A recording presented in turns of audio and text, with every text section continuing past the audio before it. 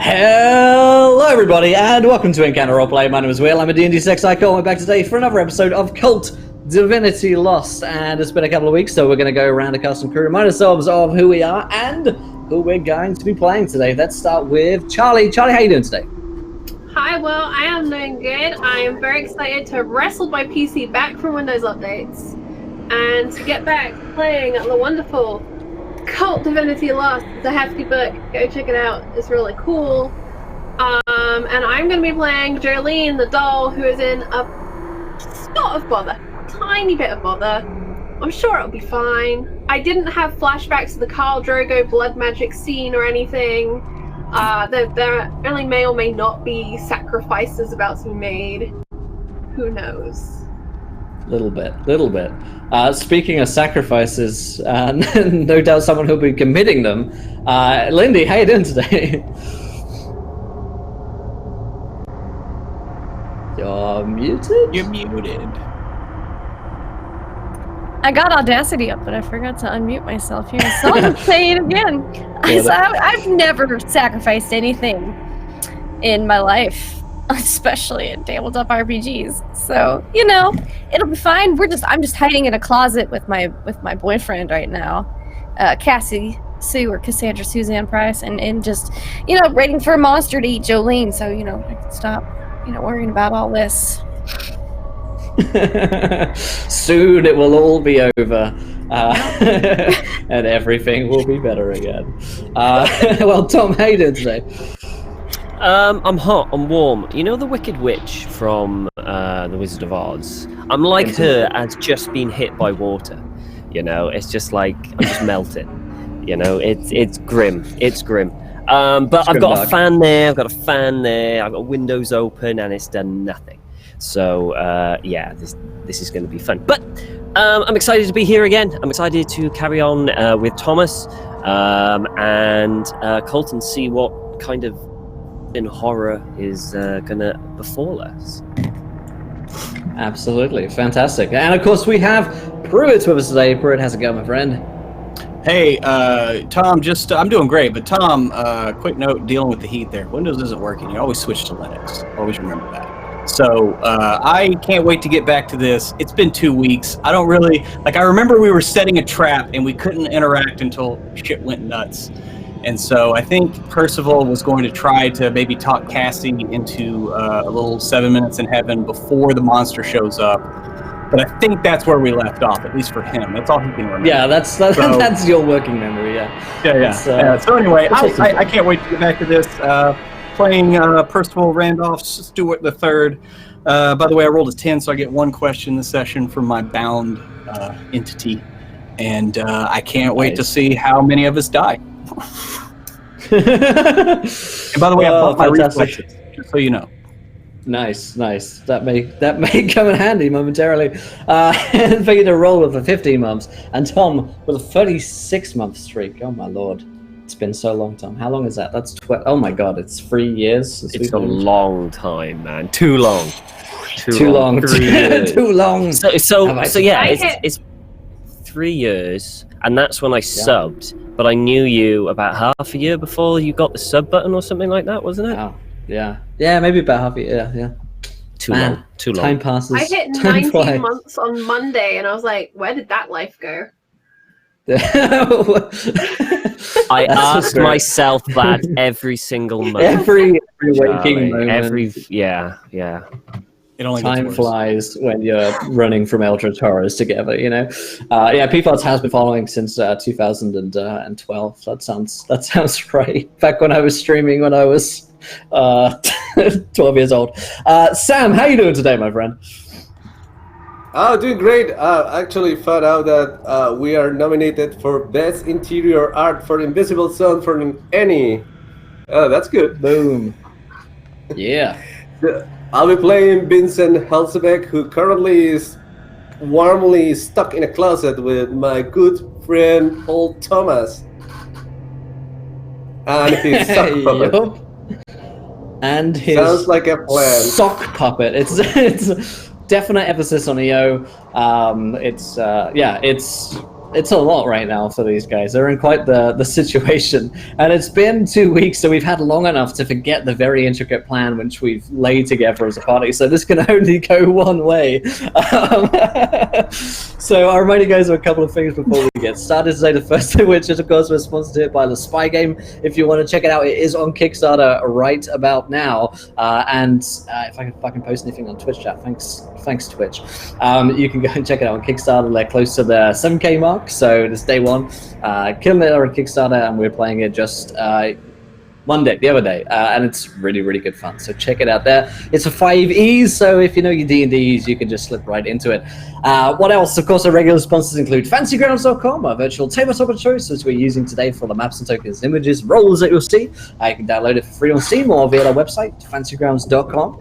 WaylandGames.co.uk is a go-to destination for tabletop board games, war games, and more, up to 20% off the retail value. And last but not least, if you haven't gone and retweeted this tweet, make it happen right now. And when we hit 20 retweets, we'll give away a set of tabletop loot dice to you guys there in the Twitch chat. Of course, you can donate to Feta Game as well by giving players Nat 1s, Nat 20s, or Wild Magic sock puppets, as the case may be with Thomas there. In fact, the guys have got a whole lot of magic items from last week, and that's gonna come in handy. I don't know, maybe they're a little bit cursed. We'll see. That's a good one. We'll have to remind ourselves of what happened last episode of the show, I guess, for a couple of weeks. So, Charlie's character, Jolene, has a stalker, and the mission today, I suppose, is to capture and get rid of this stalker, which, according to a strange private investigator by the name of Daedalus, who seems to know a little more about what's going on than he's really letting on, is some kind of horrific monstrosity that has been stealing Jolene's memories by watching her, taking photos of her, and eventually it's going to come to try and actually become her, like a creepy doppelganger. Fortunately for them, having met Daedalus, they've laid a trap in this house. Jolene and Daedalus are waiting upstairs in a room where they're going to capture and lock down the creature, while the rest of them are waiting in cupboards downstairs, waiting for it to come.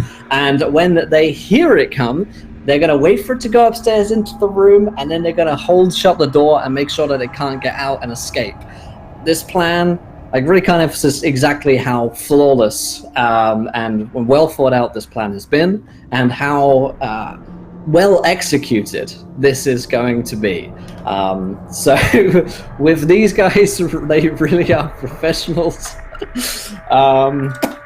So yeah, that's the whole thing. I feel like when we were playing Call of Cthulhu, after we played like 3 or 4 seasons of Call of Cthulhu, all your characters were like super good Call of Cthulhu investigators. They knew what was going on, but like the first set of characters, this is what the first set of Call of Cthulhu characters are like.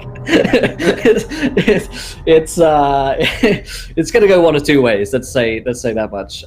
So let's set the scene. You're in this creepy abandoned house where the stalking doppelganger has laid in watch, waiting, stalking Jolene with blood marks all around this room. The letter 10 has been imprinted everywhere, and the rest of them are waiting downstairs in the house in various different cupboards and alcoves. I'm imagining that there are some alcoves involved at this point. When those of you downstairs hear a horrific sort of moan coming from the door, a kind of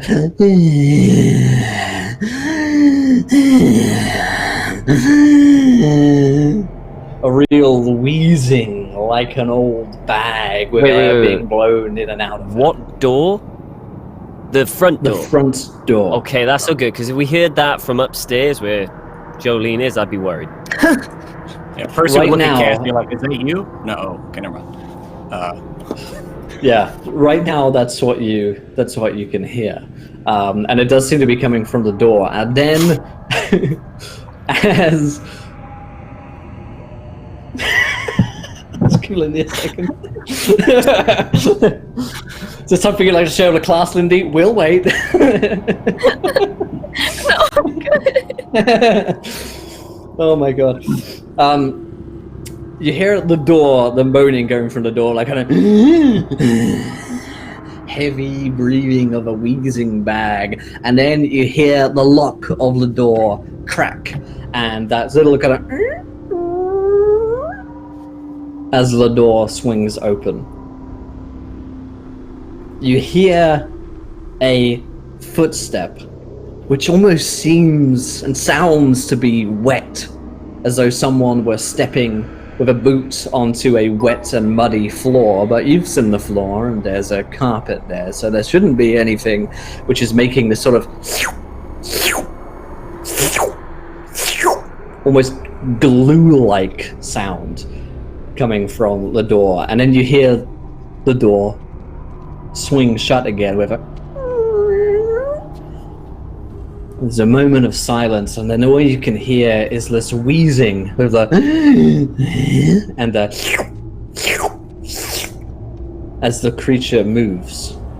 You can't see it even. He got a slushie from the 7-Eleven on his way home, but I'm not going to look at anything. Well, I mean, if he was smart, he got the big gulp size. That way he can get free refills at 25 cents, I believe. Absolutely.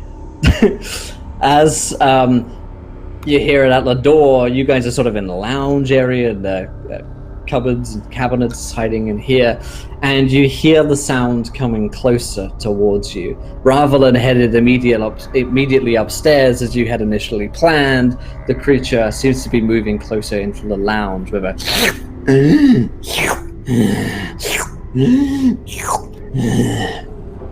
Question, Will. Do I still have the golden gun? Am I the man with the golden gun right now? I believe you are the man with the golden I'm gun. 100% certain you got it because you are caressing that gun something fierce. Yeah. Almost got my third nipple in. Anyway, real Bond fans will know what I'm talking about. But okay, so Percy, he pulls the gun out and he's like, I'm gonna try. Is there the kind of cupboard we're in? Is it slatted? Can we see through it at all? You would have to crack it open an inch to really see through because it's dark. No, okay, no. I'm just gonna go by the door and I'm like literally leveling the gun where the door would open. Right. So if it opens, you can just pull the trigger. So if it trigger. opens, I'm just kind of standing there, like kind of at like chest level, just like ready, just readying. If I see something terrifying and gross, I might start pulling the trigger. Okay. Yeah, you do feel it getting closer. And all of you now in your hiding spots can hear it. It comes towards the cabinet first, which Vincent and Thomas are hiding in.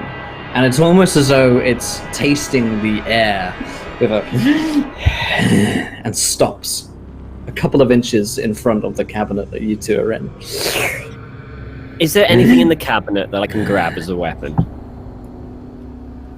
Like You may be holding on to... You can grab these weapons. I grab Vincent. Thank God that's what you meant. These guys. Buy one, get one free. Sorry. Whew, yeah. So effectively, it's not buy two, get the third free. So yeah, you grab. Maybe you've got Vincent maybe a little bit in front of you, maybe as like a human shield. Maybe you're ready to swing an arm towards the creature as it stops. Okay. It's padding in front and just tastes the air for a moment, almost.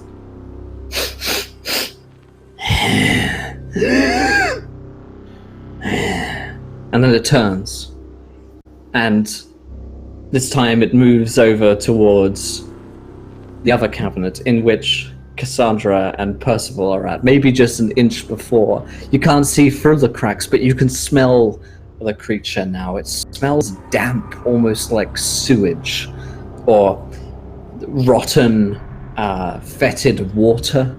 That really powerful gagging stench of something which has been in unclean water for a very long time. And you can hear little droplets of water dripping off from the creature as it wheezes, stops, and then turns around. And you hear it padding back up towards the staircase. Percy will hazard to crack the door because he can't help himself. He wants to see what this thing is. So as I hear that walking away, I'm going to give it about 2 or 3 steps, and then I'm just going to slowly turn the knob and barely just edge the door open. Okay. I need you to roll plus willpower to keep it together. No, I should have increased my willpower. This is a sanity check for those wondering. For those playing along at home. So this is going to be at +1. No. Okay. Could have been worse, but could have been It definitely better. could have been worse. A 10 is that +1 is a lot better. You will get the scared condition, giving you -1 to stability as a hindrance, but it could have been a whole lot worse. You see the back of something tall, very, very tall, perhaps almost as tall as the ceiling, like 9-10 feet tall, incredibly thin, with its back turned towards you, and what looked to be almost lizard-like webbed feet, which are making that wet, squelching sound. It's hunched because it's so large and tall that it has this very pronounced hunched back that you're looking at. But it does appear humanoid. It seems almost as though it's some creature which has begun to take on some human aspects. You see, strangely enough, coming from its head, a shock of red hair nigh on identical to Jolene's. And it wears clothing which is feminine and similar to Jolene's. It seems as though it's starting to take on some of her traits. And then you just catch it for a second, and then it's headed up the staircase. Okay. Yeah, I very slowly shut the door and kind of shudder a bit and look at Cassie. Well, it's ugly as hell, but it has damn fine hair.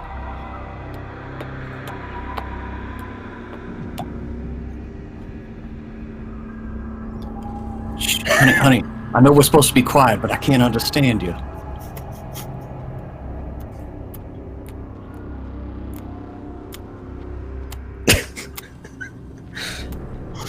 For those listening on podcast, Cassie Sue is giving Percy the finger. Not the finger, a whisper. Well, finger. I was muted, but I was just basically going. I was trying to relay that, but still in character.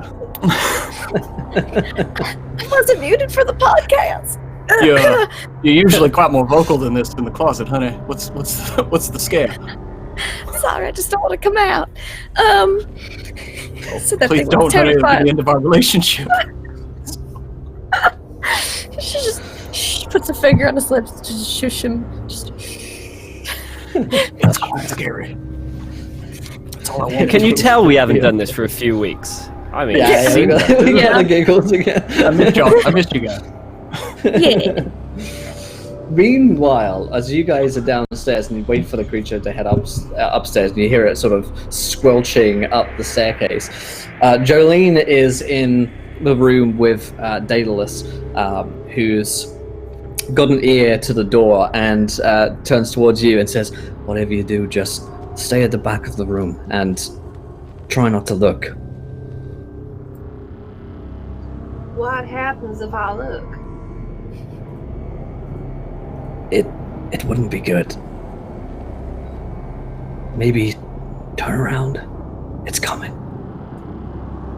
And she's been sat with her back against that blood wall that she's kind of hacked up and tried to take down a couple of times, and she's gonna just pivot round on her butt, and now she's just got her back to the door, staring like a few inches away from probably a giant number 10 in blood, a couple of like scraps of ripped photographs. Great. Perfect. Don't Yeah. look. We're in a Greek legend. This can only end well. Absolutely. As you head back towards the corner, you hear Daedalus's quiet footsteps heading towards the center of the room, and he whispers towards you, "It's coming. Stay calm." And you hear the door. I feel a lot calmer if you stop talking to me and telling me scary things. The door swings open, and you hear Daedalus's sharp intake of breath. And then you hear the wheezing of the creature.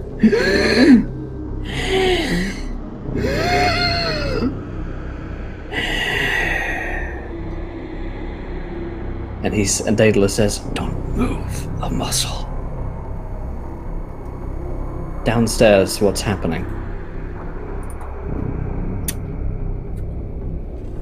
Do we hear the door upstairs open? You hear it open, yeah. Okay, when I hear the door upstairs open, I'm going to slowly open our door.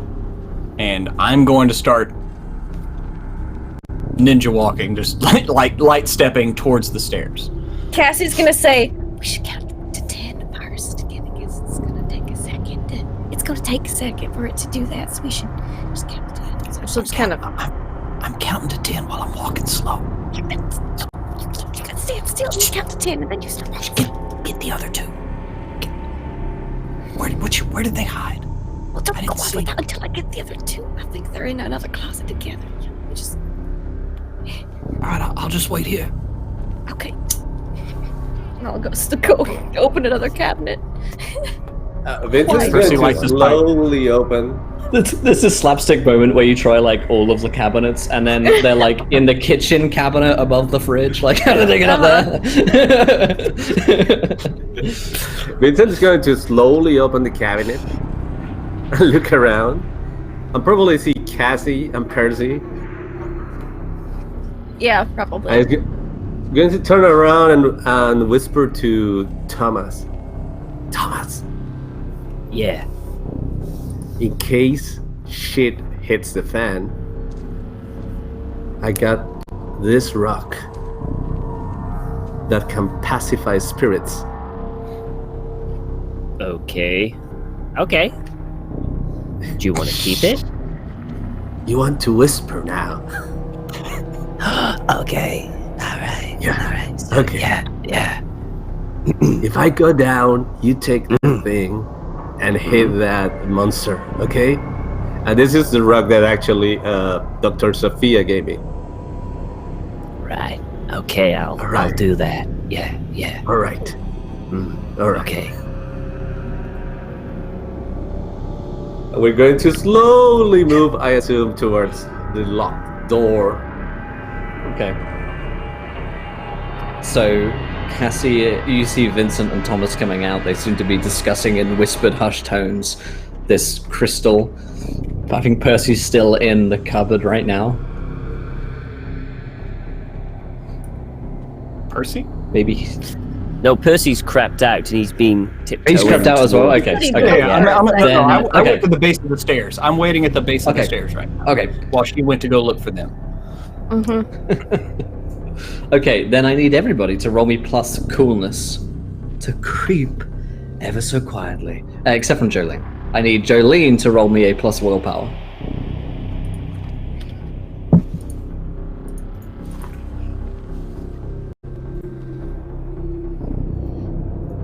Oh. Ooh. Somehow rolled a 69. Sometimes life finds a way. That's how you keep it together. Plus 2 is 17, right? Plays Kult Divinity last ones. Roll 69. Yeah. It'd be 15 total. So. Okay.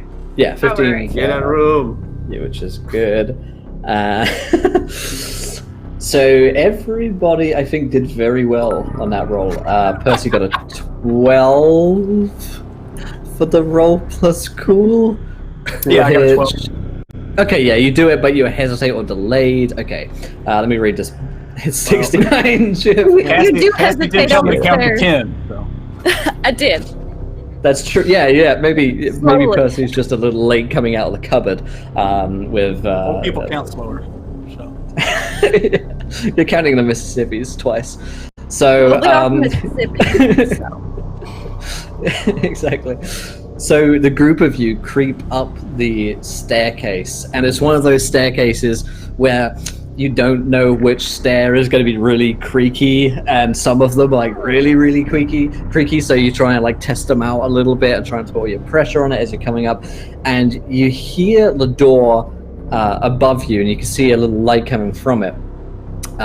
Swing shut with a little. And you hear the lock being turned. What do you guys do? This is our moment? We go up there now, yeah? Yeah, this is when we're supposed to make sure that the door doesn't open again. Okay. Yeah, Thomas starts walking up. We should take positions around the door. Mm-hmm. I'll stay at the end of the hall with the gun and make sure that it doesn't come out. You mean the gun or the people inside the room? Exactly. The latter. Oh yeah. Okay. All right. Vincent's going to check if there's any piece of furniture we can move, perhaps, to improvise a barricade. On Wasn't the there worst case scenario. didn't we set that up Oh, last we did stream? position up. Like, Yeah. oh, like yeah. You're right. cabinet. Mhm. We just need to totally move did. them into place. Yeah. Okay. Yeah. So you don't hear So I got any it. sound coming from inside once you guys get up to like the top banister. It's perfectly quiet. That must mean something's going right. Okay, I'm gonna start moving. He's gonna start. And just Wait. putting stuff in front. Vincent's. Wait. Shouldn't we wait? In case she Miss Magnolia. It's actually, this is not what it seems. I mean, it could be a trap. It is our trap.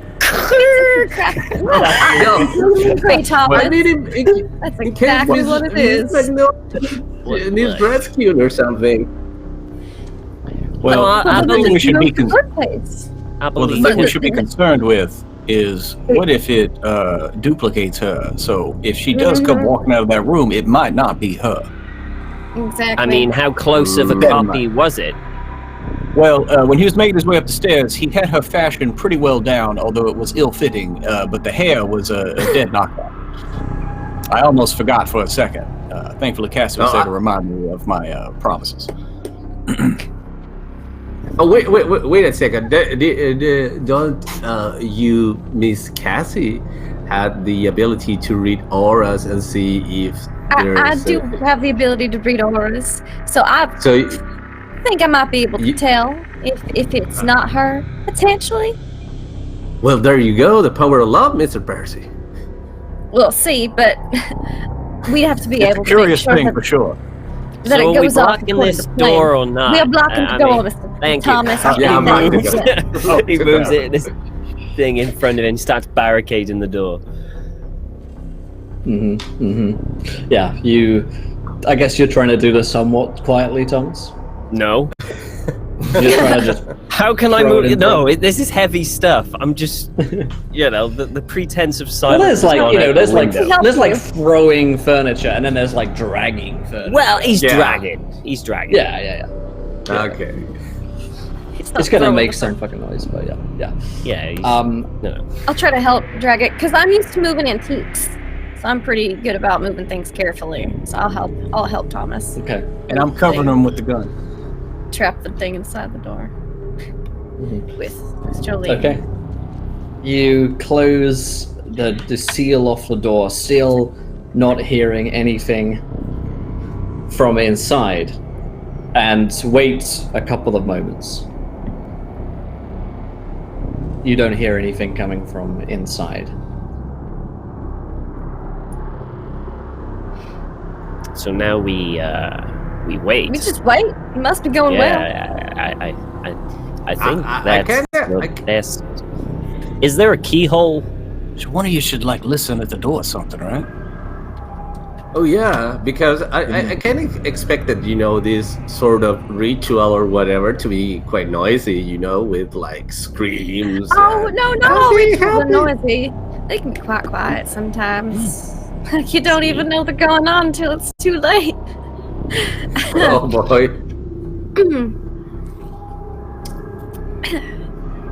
So that's should we So yeah, it's probably just listen? a quiet ritual. Should we just listen? yeah. in? We should listen. So Is there a keyhole that I can look through? No, you've moved furniture in front of it. Oh, yeah. I'll just listen then. okay. Vincent and Thomas are going to quietly put on their ears against the door. You guys press your ears to the door. You don't hear anything. yeah. That Really went well. quiet.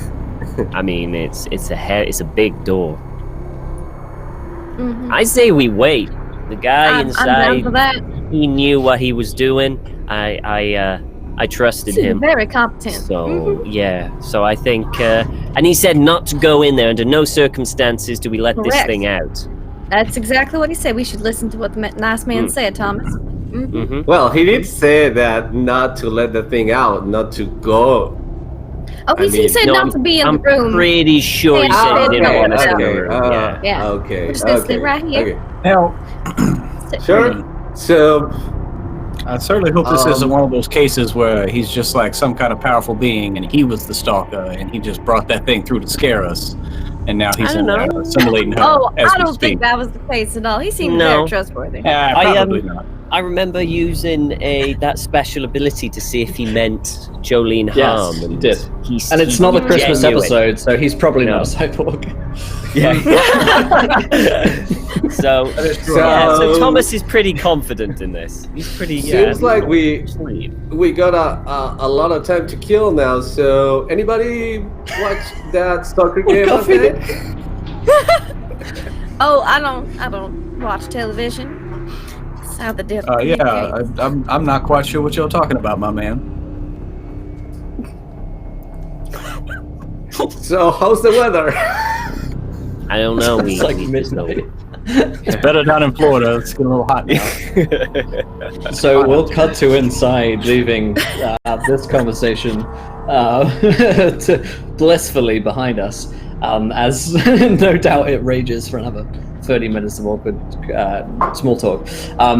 Jolene, you've heard the door close, and you heard Daedalus say, "Whatever you do, don't move." And moments of silence pass, and you don't hear anything at all. And then you hear Daedalus taking a step towards the creature. And then another. And it's still there, sort of wheezing with a...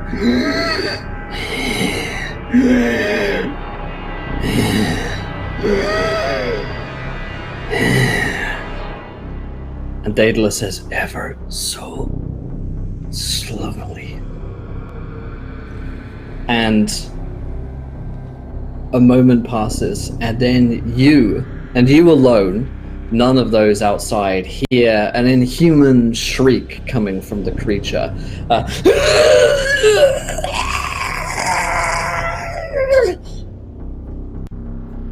And again, the same shriek goes out into the night, which only you in this room can hear, and those outside are completely unaware of the scream. And then Daedalus says, you hear his voice in the darkness, and he says, okay, you can look. Jolene, like, despite being told not to move, definitely covered her ears as the shriek went out and was just squeezing her eyes tightly closed. And very slowly, she's gonna turn her head to look over her shoulder and take in the room. You see Daedalus standing next to this creature. Before you felt like it was tall, it was big as it entered into the room. But now this thing is around the size of maybe a child. Quite small, and you see that its flesh does not appear to be skinned, blood, and bone. It looks as though it's some kind of processed meat is what it looks like. That's the closest thing that this thing's skin looks like. A shock of hair, nigh on identical to your own, and ugly, distorted, warped features made from this Play-Doh-like flesh, which horrifically emulates your own. Daedalus stands by it, and he looks as though he's in control, and he says, "I've sealed it here. At least for now. And roll me plus willpower." Another one. I'm gonna just type it in this time. I'm not gonna try and use dice, because apparently I cannot be trusted. No, I still can't be trusted. What did I do wrong? Do that way. 14. So 14. That's good. You look at this horrific creature, is all you could really call it, and you will get the scared condition, giving you a -1 stability. As your mind strains to comprehend this, almost it's like an effigy or like a troll of yourself So that you're looking at. I This. have a special ability benefit, Okay. I think they're called in the system, called Endure Trauma. You're not as easily affected by trauma as others. Whenever you reduce stability, you always lose 1 fewer level than normal. Awesome. So Well, that's so Okay. something inside you, Jolene, maybe just like keeps it together. Maybe it's the fact that Daedalus is there. Maybe it's the fact that you know your friends are on the other side of the door. maybe it's just the fact that still isn't as bad as the fact I'm going to have coffee with Joe later. I mean, Maybe that's it. Yeah, maybe there are worse things waiting. But either way, you look at this abomination, and you can tell that it is almost like you. It's like some horrific thing which has been molded to try and look like you. It has these big, wide eyes that almost look like camera lenses. It's almost comically large eyes. Daedalus says, "It's okay." looks like a doll that's been left in the oven or something. What Something is like that. I guess you could call it a doppelganger. It's learning to become you, but it's not all the way there yet. Well, what do we do now? Now that you got it trapped and shrunk and whatever this is. I'll send it back where it came from soon. But before I do, I figured you might want to ask it some questions. Know where it came from, who sent it. These things aren't just made of their own accord, they're molded, warped, created like a doll. Alright, those were good questions. Yes, who sent you? And she I think she's looking at Daedalus and then she's like, wait, I should be asking the creature, and her eyes slowly pan back down to this goopy mess. Yeah, the creature looks up at you, and it looks like it has child's tears in its eyes, and it's weeping. And it says, "The seamstress sent me."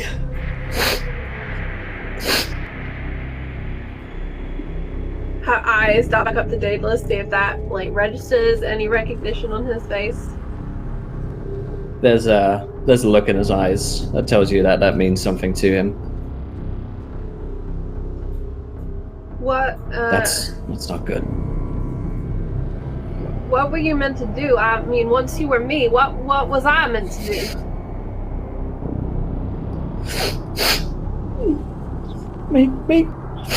Make sure that the seamstress won the coronation.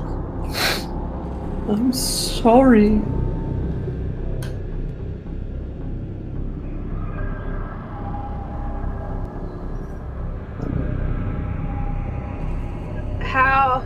How do you communicate with the seamstress? She comes to me in dreams.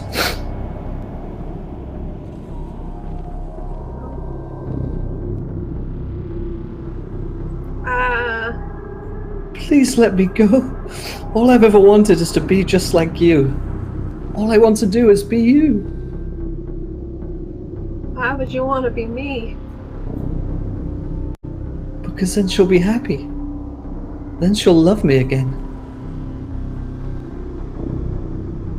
I think Darlene is going to take a couple of steps back up against the wall away from it. Pretty uncomfortable. Daedalus says, is that enough? We can send it back now. Well, what about the others? They always have questions about all sorts of things. They know a lot more about this whole statue, coronation, whatever it is, than I do. If I unseal that door, it might be able to get out. I think it's best if we remain in here alone, at least for now. This thing's dangerous. It might not look it right now.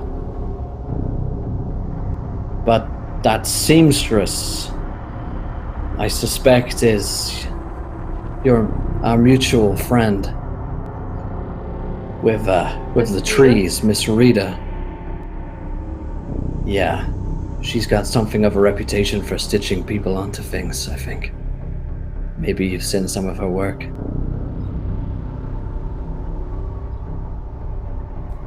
Well, how about we destroy it and we send it back to her? I agree. Tiny pieces, preferably. He draws out a long, wicked-looking knife. Do you, or shall I? I'll never cut anything more than the turkey. Go ahead. The little monster says, please, please, and it begs to you. Please don't hurt me. She'll just hurt me even more.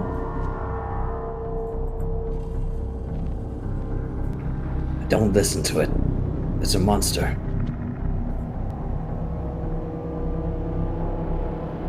And Jolene has a moment of hesitation and indecision on her face, and she's just gonna turn her entire back and go back to staring at the number 10 on the wall, just shutting down from what is going on around her. She is not taking responsibility for this, but she's also not stopping what's going on. Kind of out of sight, out of mind. It's gonna be Jolene's favorite new tactic, I think. Daedalus takes that as a yes and turns towards the creature, and you hear the rhythmic sawing and slicing of flesh and the childlike screams of a child. A few minutes later, there's just a stinking pile of wet flesh and meat on the ground. Daedalus wipes the blade clean, and you feel a hand on your shoulder. It's his. It's okay, it's done. It's gone. Good. And she's gonna kind of duck under that hand on her shoulder and head towards the door in an attempt to get out of this room. Doesn't like this room. Has dropped from her mind that the door is locked. Mm-hmm. Yeah. You test the door, and the door like rattles with the lock. I was trying to get out. Oh, now hold. Don't just believe anything that comes through that door. Daedalus says to you, Jolene, not yet. Why not yet? The thing's dead. Is in pieces. What's left to be done in this room? Something else I wanted to talk to you about while the others can't hear us. And what is that, Mr. Daedalus? Well, you understand that I represent a interested party when it comes to things such as this, and he points towards a sack of flesh on the floor. It's our job to clean up messes just like this. But it seems as though you're more involved with this than I at first realized. I thought this was maybe an isolated incident, a tear in the veil, attacking an innocent, but it seems as though you and your friends are far more involved in the coronation than I at first realized. No, I think that it's just that, you know, Joe wants the statue too, and how better to get to Joe than through me. And obviously Miss Rita figured that out. I have nothing to do with any of this. Nothing to do with any of this strangeness that y'all keep bringing up and into my life. Whether or not you want to be involved, it seems as though you will be swept up in all of this. And I want to help you. Well, then help me and tell me what to do about it. Okay. Can we trust the others? No. Are you crazy? Which ones in Vincent particular works can't we for- trust? Vincent works for Joe, and Percy and Cassandra, they want to double-cross everyone. And, well, Thomas is just a little bit strange. We could probably trust Thomas, but he rambles sometimes. Not necessarily too good at keeping his thoughts in his head. Right. So just us for now. That's fine. So this coronation, you have to understand that there are groups of people who, like me, go unseen in the world. Appear as normal people, politicians, celebrities, running a newspaper stand, it doesn't matter. But they're involved in bigger things than life here on Earth. Right now, what everyone in that community is concerned about is the coronation. You've heard of Pandora's box, I presume. Sure. It was some They story, don't. right?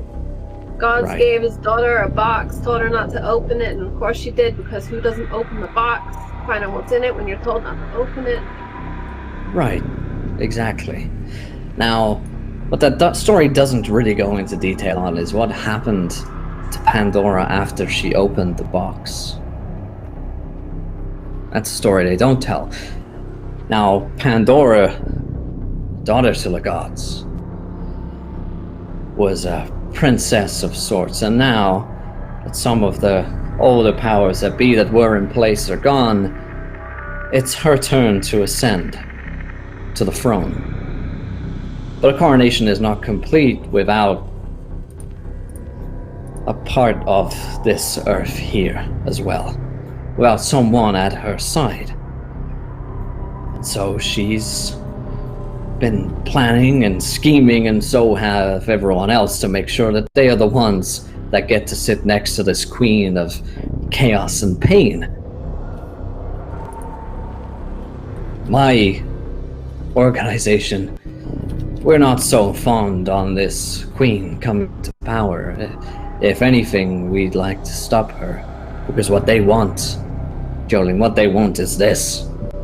He points towards the monster on the floor.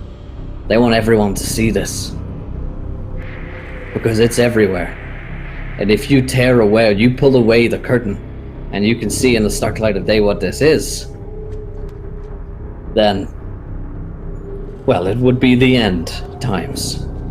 You understand that, don't you? How do we stop her then? How do we stop her from becoming a queen? It's a very good question, one that me and my team are working on as we speak. Can't you just smash the statue? I mean, it's No. stone, right? It wasn't made in this world. It's not of this world. It's made of... How can I explain this? Dreams is the closest thing that it's made of. You know when you fall asleep and sometimes you feel as though you can control your dream. And you can manifest people in your dream that you think might be there. That kind of thing. Have you ever done that before? Active dreaming. I don't really know. Thomas has been having strange dreams. Dreams about the gun. Right. That creature, Right. it said that it talked to Miss Rita through dreams. Or the seamstress or whoever. Yeah. It's something I should know Exactly. about dreams? There's a lot you should know, but almost too much to explain. But that gun, that was something that we made, a weapon to stop something like this if it were to happen. We made a couple of them, in fact. And he opens up his jacket and shows you that he has a golden gun in his pocket as well. There's a couple of these going around. Quite useful when it comes to confronting creatures just like this one. Especially when they're trying to invade your dreams. Now, the statue, while it's here, at least a part of it is here on Earth. It can't truly be destroyed, but it can also be used in conjunction with a weapon such as this one to reach the place from which it was made, to reach the Queen. I didn't realize that you guys were the ones who had it and were so involved in all of this, but now that I do, what I'm asking is, when you find the statue, if you can get to it, and the only way to get rid of this Queen, to destroy Pandora and her fucking box too, is to go to where it's made and to find her. And put a bullet in her. And whatever else Hellspawn is up there as well. Do you think you could do that, Jolene? I mean, I don't understand the hows of it, but I think I'm following you on the whys. Right. Well, that's all that matters, at least for now. We can't So trust your when friends. That much is When true. I get to the statue, what do I do? The weapon, shoot it with the gun. At the statue. Okay. Yeah. That will make things happen, let's say. The exact details of how it happens aren't particularly important at this point. Now, your former husband, this Mr. Magnolia, he's likely a creature of great power as well, as is the seamstress, our friend, Miss Reader. But there is a third party that I've sensed as well. He scratches his head. This is gonna sound a little silly, but have you seen that sock puppet of Thomas's? I mean, he has it in his pocket, right? Little holy ratty thing. Yeah. Well, sometimes hideous things manifest themselves in seemingly innocuous manners, so that we aren't surprised by them too much. And particularly people who are of weaker mental fortitude, such as our friend Thomas here, might be easily convinced by something like that. Now, to us, it may seem, to all the rest of the world, as a little sock puppet, but it can speak and think, and it has a voice. He looks to you as though Anything to check if around you're believing what here you're saying. that isn't a small god in disguise, or some sort of monster that's gonna eat our dreams or our faces or both. He thinks for a minute. There are some things that aren't that. like hair dryers. As far as I know, there aren't any hair dryer demons. Well, clearly you haven't stayed in very many motels. That's All true, right. I don't know What what about they- us? Do you know if any of us are one of these things? I mean, you said you know about Joe, but what about Vincent and Percival and Cassie Sue and Thomas? What about me? As far as I know, I don't sense anything on you. I did get a feeling of something from Cassandra and Percival, but I'm not sure what that is. But what I'm most concerned about really is this sock puppet situation that you have. I can get that ratty thing away from Thomas, I'm sure. I mean, Well, no, can't I be that hard, rather right? suspect Like a that you child's can't toy. and Distract most likely them and shouldn't. take it. No. You, All right. it's... How can I put this? People in this community would refer to it as the Father, or evil, hell incarnate, that kind of vibe. It's the father of Pandora. At least, not the sock puppet, but the thing that is the sock puppet that's manifesting itself into the sock puppet. Man, I wish this thing wasn't a sock puppet. It would seem more serious.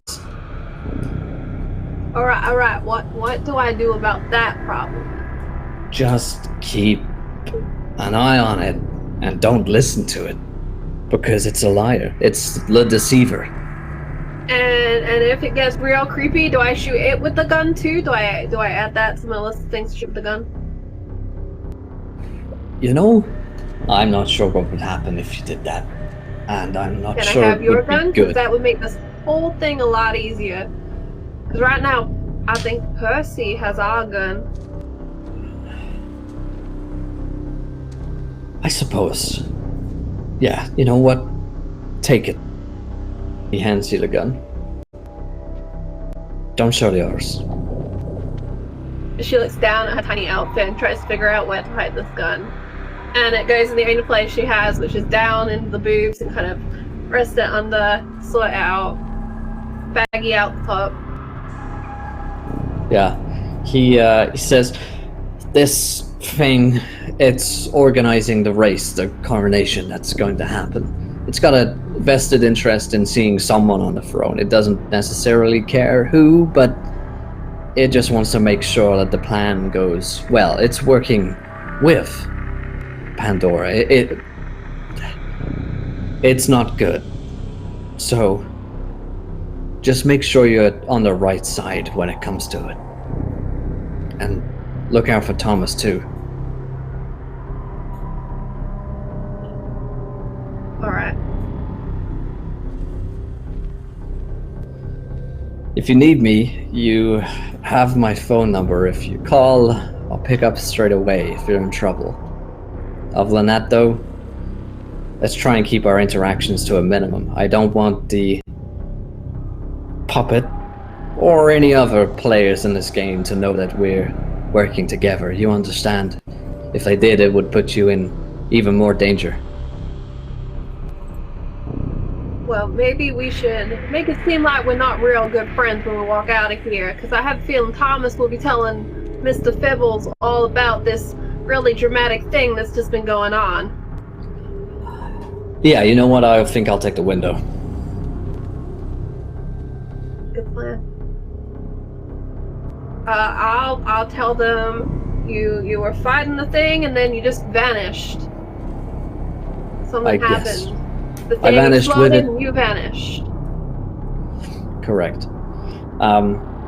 Okay, so when you find the statue, shoot it,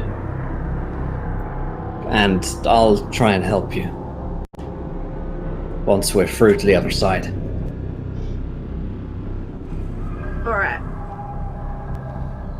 Sure. All right. Well, my time here, he checks his watch, on Elysium I can't spend much longer, so best of luck to you. What do you mean Elysium? That's one of those things that is better not to know about. And he jumps out the window.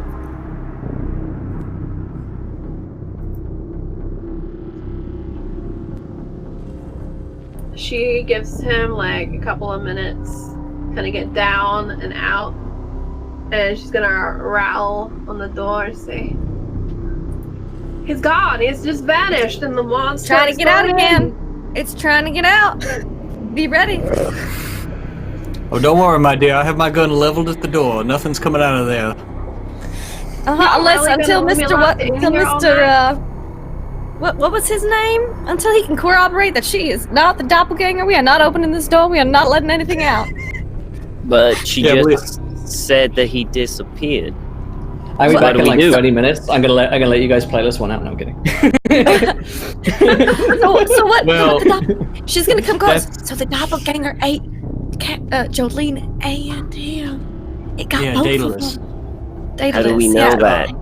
It certainly Well, appears I that think- well, all of a I think that sudden Miss he's just Cassie- gone. He's just gone. That's highly likely. Well, Usually would there's some you kind of use your evidence left special behind. type, Miss Cassie? That's Oh, I true. can You try. can see the aura. Okay, we're gonna open the door, but you stay but it is back. a really okay? accurate doppelganger. Would it have her aura? I don't know. You're the aura expert. You're the I don't know. doppelganger expert. I'm not an expert. Anyway, I was I'm gonna- Daedalus, and he got Thomas eaten. is gonna stop So- moving stuff. It's gonna start Yeah, clearing you the move. doorway. All of the Percy furniture continues out to the hold way. the gun on the door. Yep. And then Okay. Thomas will open the door. I'm gonna Hi, see if I Jolene. can see her aura. You look into a room. You see a sack of like fetid monster flesh on the It ate ground, him. and you see Jolie. Oh God, is that your friend? I think that's what's left of Jolene and Oh, Daedalus. that's Uh-huh. the monster. Whoa! Yeah. Hold on now. Do I Thomas smell walks in barbecue? past Jolene straight to the pile of meat and just starts having a look. Oh, wait for it. What do you see, Cassie? I Talk to will me. do my check. Let me see. It's plus soul. So four. Let me see if Tell I her to can be read cool. these auras. Oh, 18. I guess that is pretty good then. I was like, if I fail this utterly, it's gonna be really funny. Magical intuition. All right, so I can pick 3 options. I'm gonna learn something about the creature's true nature. It's you're looking at Jolene. Yeah, right now. Yeah, it's human. Okay. I want to look at the pile of fleshy meat and learn something about that's true nature. That's not human. You've seen Okay. human flesh on a pile on the floor before, and that ain't it. Yeah. All right. And it wasn't Yeah, that right great again. for Laramie, my girl. And I get one more question, so might as well. You spent some Use time in an more RP. You know, a Um, sack of human flesh. You pick up hitchhikers, you see everything eventually. Trust me. Can I learn if the sack of inhuman flesh meat has Can be a eaten. magical nature to it still? Yes. It does still. Okay. Alright, so I'm looking at these auras and I'm like, alright, well, I guess it just ate Daedalus and then maybe he was poisoned and it turned him into that. And I kind of point to the flesh meat on the floor. Still imbued with some kind of essence or something, but I believe Jolene is just human and not a doppelganger. For now. Well, Oh that's wow! So, Yeah. okay, since you are Jolene, what happened? Yeah, where'd he go? What couldn't happened? hear a thing. Did he get eaten? People just don't disappear. The creature came into the room and Miss Daedalus told me to not look and not move and then It's a nervous there worker. was this scream and then there was another scream and I turned around and there was the goo on the ground. Oh, Ain't that maybe been we did weird get it. yet? We didn't hear. We didn't, list. We didn't hear anything. Yeah, anything. No, And no. we were I want an like, intuition listening check. carefully. What do you mean you didn't hear the Definitely best. screams? Well, we No, didn't we hear did not anything. hear. Not hide nor hair, my dear. 13. Seems real. Intuition. All right. Maybe it was part of the ritual that's the side effect. I don't know. I mean, you can make a ritual so that, you don't hear anything. I think we should take the positives out of this. Jolene no longer has a stalker. I think we should take that out and class that as a win. Well, maybe we should run this through a grinder a couple times or something, because there's still some potency to this. I'm just gonna point at it. What do you think We we just could do kinda with that? spread it Poison out. some people? Well, I think I Probably found a could. We blender should down in the definitely collect kitchen. it. I'll be right Could you back. give me a bowl from the kitchen, Thomas? That'd be lovely. Oh, sure, Thank you. sure. Thomas But is you going to go guys, down, find a blender and a bowl. Vincent, don't let him do that. Have you not Okay, seen the okay. sandwiches? You do that. I have seen many creative uses with rotting fetid flesh, but I gotta say I don't approve this sort of thing. I mean, that thing was. It was Mr. it was Percy, horrific, you did- and that's why Yeah. none of y'all have to deal with it. I'll take care of all of it. Do I find a Okay, bowl she's and a an expert in blender? these sorts of things. Don't you worry now. Yeah, immediately you find a bowl in the blender, Sweet. Mhm. I come back upstairs. laying out on the side. All right, thank you. I mean- All right, Cassie Put Sue, up the you bowl. got here. Oh, There you thank go. you. And I found a blender. All right, might need that. I think ours is kind of going out in the RV, so I figured we should just take that. What are you You're gonna going do to with it?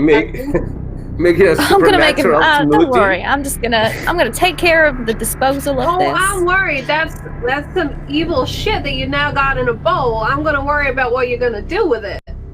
I'm just gonna make a nice casserole's all. Yeah. Ugh. I mean, come on now. Waste not one. I mean- You should dig Been a very hole, Sweeney set Todd. fire to it, and then bury it. No. We'll make a nice casserole and then we feed it to people we don't like. Yeah. You don't like Mr. Magnolia? How happy do you think he'd be if you brought him a casserole? We are not feeding that shit to Joe. well, Incidentally, we'll I think we should dig a hole and set fire to it, please. Well, I mean, the You oven wanna gets set fire to a it'll get hole? up to 400 degrees, so I mean, it'll cook anything right out of it. I mean, Are we really having this conversation? Well, I think apparently we really are. Or we is live it- to is this it a point. dream? Crazy Apparently shit. we are. I'll just We're have all to a put little saran rattled. wrap over this. Man, just take I it. We're all a think little I'm rattled, with. and I think maybe we're all just trying to find something normal to do about something that is abnormal. Now, Well, what is our next step? We still Thank you, got Percy. to deal with Miss M and Tiffany Tupperware. and everything. I don't think it's a good time to make supernatural enchiladas. I No, believe I'm she's gonna doing make a green bean casserole, casserole. Okay, Oh, I'm turning green bean. vegetarian now. I know. Stop it. It's tantalizing. Oh, Yeah. Well, now we got to find the statue. That's what we're doing. It's down the docks. Remember, he said Down it was the a docks. warehouse down well, the docks. thankfully, I can just throw the casserole in the oven on our way down. It won't take me, a few minutes to whip up. So we're gonna go into Broken in the actual head, Cassie Sue. Is there something No, like genuinely switched wrong inside of there? I have no idea where you're getting any of these ideas I mean, from, it is- Jolene. I mean, it is kind of weird that you're putting a pan, Well, it's all not that wanting that. flesh. No, You but never this- grew up poor in the suburbs of Mississippi. I've eaten roadkill more times. than I've you been probably- a hobo for the last you 10 have. years. Jolene Yeah. probably hasn't. So Oh right. I mean, yeah. who hasn't been a Yeah, I hope, don't- been a tradesman at some point in their life? I mean, we're not comparing miles walked here. We're waste merely not, saying want not. that there is a magical essence to not be wasted here is the point. And one thing I've learned from my time with Cassie Sue is you should trust her intuition when it comes to things of the magical nature. And I have Quite done serious. so thus far, and it's gotten me where I am today. So you.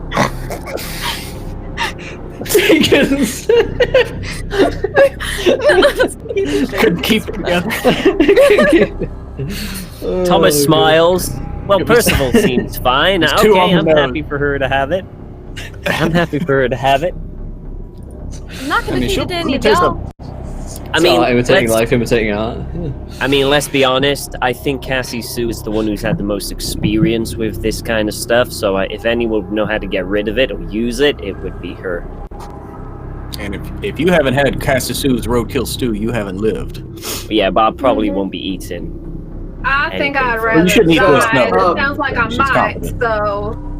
Yeah, I mean, we spent so much time and effort trying to get rid of this thing, and now we're going to carry it around, even if it's, dead. We won't be carrying around for long. I just want to make some observations on this. And then we burn Vincent- it and get rid of it. Vincent's gonna roll his Oh, there eyes we go, and, then. okay, I'll wait for you in the car. Yeah. Let's head down to the docks. I want to get this statue, and then we take the power for ourselves. Yeah. Good. All right. Wait, Starts power heading for downstairs. I have all the power I need already, but Jolene We do need to find the seriously statue. considers shooting Cassandra with the golden gun that she has, because clearly this woman is insane and evil. But It's I think this is I'm just definitely a moment thrifty. where those who are unused to Cassie chopping up dead, rotten creatures, which is to say everyone except from Percy and Cassie, could roll me a plus willpower to see how fucking stressed they get from this. We can do that. What is my? So don't forget the tendons, honey. They get stringy. oh no, they do get stringy. I'm pulling them out. Don't worry. Oh dear. You know I don't like the sinew. I rolled a 9. Oh honey, I know you like the dear. nice meaty bits. I can eat the whole thing. No, wait. I have to say, if this doppelganger, it lived a nice life. The marbling on it is impeccable. It's quite decent. Much better than possum. before it shrieked and died, it was whispering all kinds of terrible things about the seamstress. About the seamstress. Well, And, I mean, What's the seamstress? Apparently the seamstress is so more powerful, and I think it's Tiffany Rita. You know how she makes people into things, and is Exactly. like a fashion blogger and everything. And I think it was working for her. It was something to do with the coronation. It was Right. whispering all kinds of things. so you're saying, like, what did it know her? Is that what you're saying? It was working for her. That's why it was gonna become me. She well, wanted I mean- me. I guess something to do with Joe, because My good ma'am, what you have done here is what we call in the business of bearing the lead. Is there anything else about this happening here tonight that you'd like to tell us before we continue? Considering my good Cassie Sue is now halfway through creme brulee here, or whatever she's making. And Green you bean finally casserole. told us this. I'm sorry. A lot of things happened. You wouldn't let me Nothing out, and then you all came in, and there were guns, and now Well, we were dealing with a doppelganger. We had to make sure you Guns. weren't it. We only have You one had- gun, Jolene. Why did you say guns? I'm confused.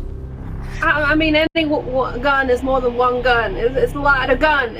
I'm not used That's to not- pointing things. I mean, I'm not and great at monsters. math. But that's not even him. I think- And well Okay. flexing in the corner. I think she's under a lot of stress. I think Yeah. she needs a bit to relax. This Yeah, isn't we the can cut time that to back. quiz Jolene. Okay? Well, I mean, she was the only one in the room, and apparently the other man who was here who helped us out just disappeared. So, if you'll excuse And I didn't see any my evidence healthy of bit it of either. cynicism at the events here, Well, at least give her like an hour or two just to relax. I mean, are you alright? And he'll go over to Jolene. Do you need like an hour or you know, all right. do you need to relax? Or I mean, it's So we'll have a cutscene where we'll have a there's a rest. lot. You know, and make it there's blood on the capital. walls here, and Cassandra is morbidly and perversely fascinated with the remains and the screaming. Just don't understand. I think it's time we left this room and head down to the RVC. Just get away from this house. I think is probably good. Good for Most you, definitely. Joey. I think I had it'll be enough good. extra to make a couple hamburger patties, so I'm just gonna put those in the freezer. While you do that, Vincent, you want to help me turn this place? Oh yeah, I know where they hide all the good stuff. Let's take a And, look yeah. at it. But before we go, did any of you guys ever stop to wonder why us? I mean, we are fighting this. We are being employed by these things of incredible power, and they are using us. Yes. Yeah, we are the proxies. We are the cat's paws, as it were. That is get the it. nature of the business. I know Why exactly they why. could, like lightning bolt each other, or that thing. Oh, honey, they've been doing that for God knows how long. They need us to actually Okay. get stuff done here. I mean, They're this is busy nothing new. elsewhere. Just Didn't- not didn't everybody he- knows about it. Oh, Mhm. right. Well, I'm here because Mr. Fibbles said I was special. Well, You are, Thomas. it's odd how an answer can be both right and wrong in so many different ways, my good man Thomas. You don't think I'm special? I think you're very special. And not at all. Just like all of us. I have seen We're all many things in my disposable, is life, what I'm saying. but a talking sock, seriously? Yeah, Like, what do you mean? can you make it You'd be surprised. talk right now? Vincent, I you'd be can- surprised I if you're in the can. right mindset how much you can learn from a talking sock. I can, ask if Mr. Fibbles wants to come out. Sure, let's see that. I don't think we need to add another opinion into what's going on here. I think we Did should. someone call my name? Oh my god, No. did that thing just talk? And this time I'm you the only can one who all hear it. Oh, everyone We here. can't all no, hear this it time this you can time. all- Cassie's all like, see oh, thank goodness, this, I'm like, not gonna have to dead- be questioning this whole conversation. just like dead. And Percy eye looks at puppet. Cassie and goes, I told you. Oh, I believed you, dear. I believe everything you say. Somebody called. And I you, my dear. No, go back, Mr. Fibbles. Go back to sleep. Wait a sec. I want to have a word with that sock. Fine. And he puts his hand and brings it up. If anyone needs me, I'm always here. I've been very. I mean, you guys were spending like how many hours like doing undead casserole? I think I have Oh. earned my right to talk The to oven a now. sock. Absolutely, you have, Vincent. Of course you have. You're one of the people here that I'm most intrigued by. Someone who Okay. truly believes in the power of stone and crystal. Oh yeah. As a matter of fact, I got this stone. Would you mind holding it for me, my dear friend Thomas? I want Sure. to try something. He takes it and holds it. So, is there any change, Mr. Fibbles? None whatsoever. I see you got my gift, Vincent. It's a nice Oh, stone. your gift? Yes, it's my stone. So what does it do? It heals? Flows with the peace of the river. Yes, it keeps one calm, assists one in tough situations when it's important to keep your cool. I have lots of helpful little things like this for interesting people. After all, you lot have been through quite the trials and tribulations recently. Vincent here was shot, and well, I can't abide to see you all suffer. Corey's a good I'm friend. starting to see. Mr. Fiddles. Yeah, I'm starting to see why you have this for some. So can you tell me exactly what's going on right now? Like, who was the person who helped us exorcise Miss M doppelganger? I Are believe you that was acquainted? one Mr. Daedalus. We have met before. Encounters have been particularly pleasant for either of us. Particularly two a are enemies. loathsome individual.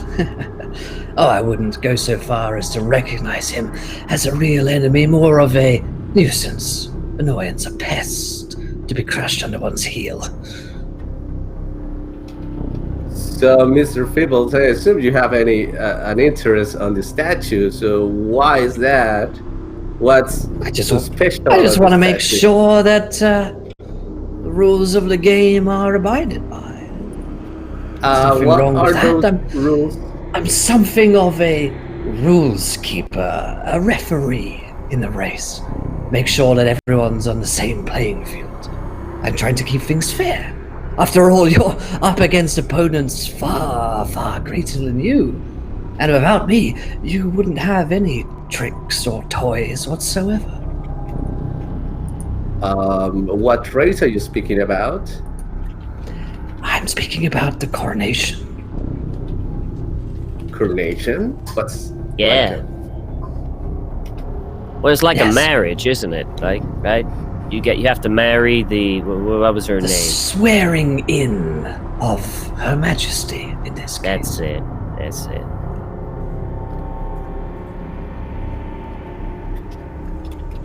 Okay. So, is that all, Vincent?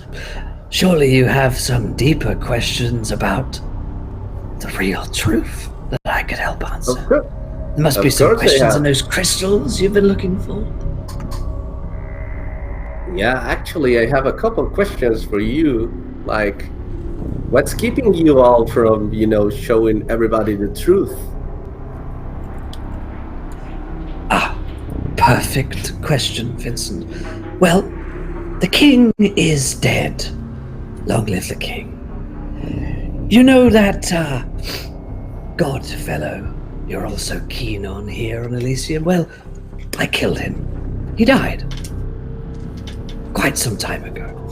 And, well, now the throne is empty. And what he did was he kept the truth from everyone. He lied. He told you all that there was a beautiful, glorious place that you all go when you die.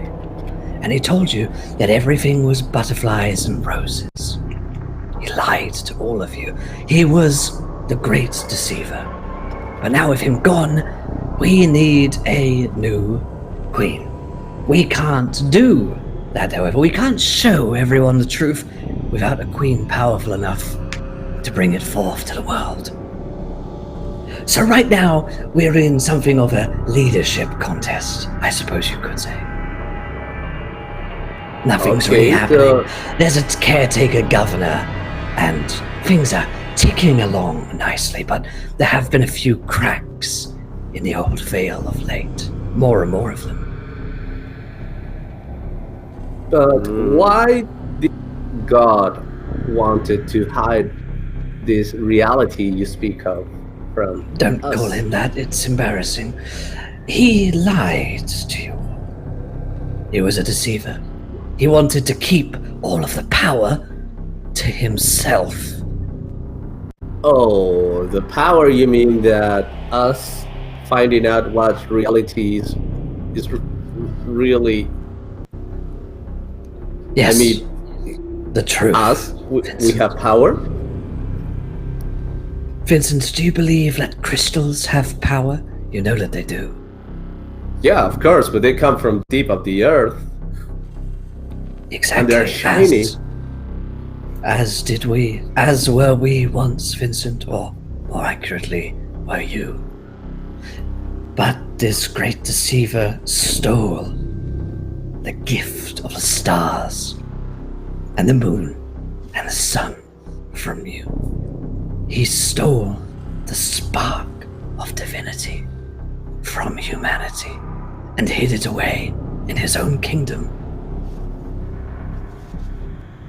Now, there are but fragments. He's crystals that I have for you here. A vague, distant memory of a life that once was. I want to gift your divinity back to humanity. I like rather this than guy. keeping you locked. See, I Exactly. told you. He was a really good friend. He's my best friend. Mr. Fibbles is my best friend. But I think that's all, Mr. Fibbles. You've talked enough. It's time to go night-night. Can Jolene do some sort of insight? Because now she's had two different versions of the same story. And she kind of has no grounds for believing either person particularly. Person being an extension, meaning sock puppet, and person.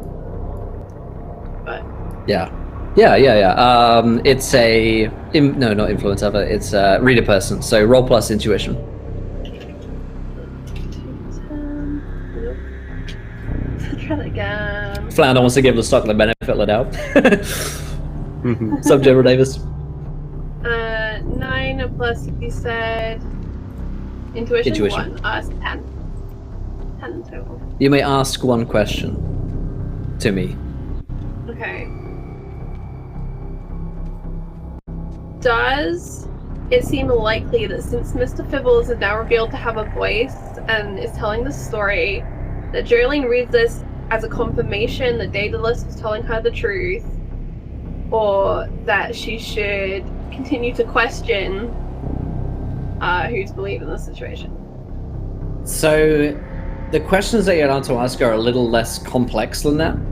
Okay. So it would be Simple something like, the examples are like, are you lying? How does the creature feel? What is the creature about to do? So I'll be able to give you clues. I won't be getting the full answer. How's that? I will counter with, it's not telling you the whole truth.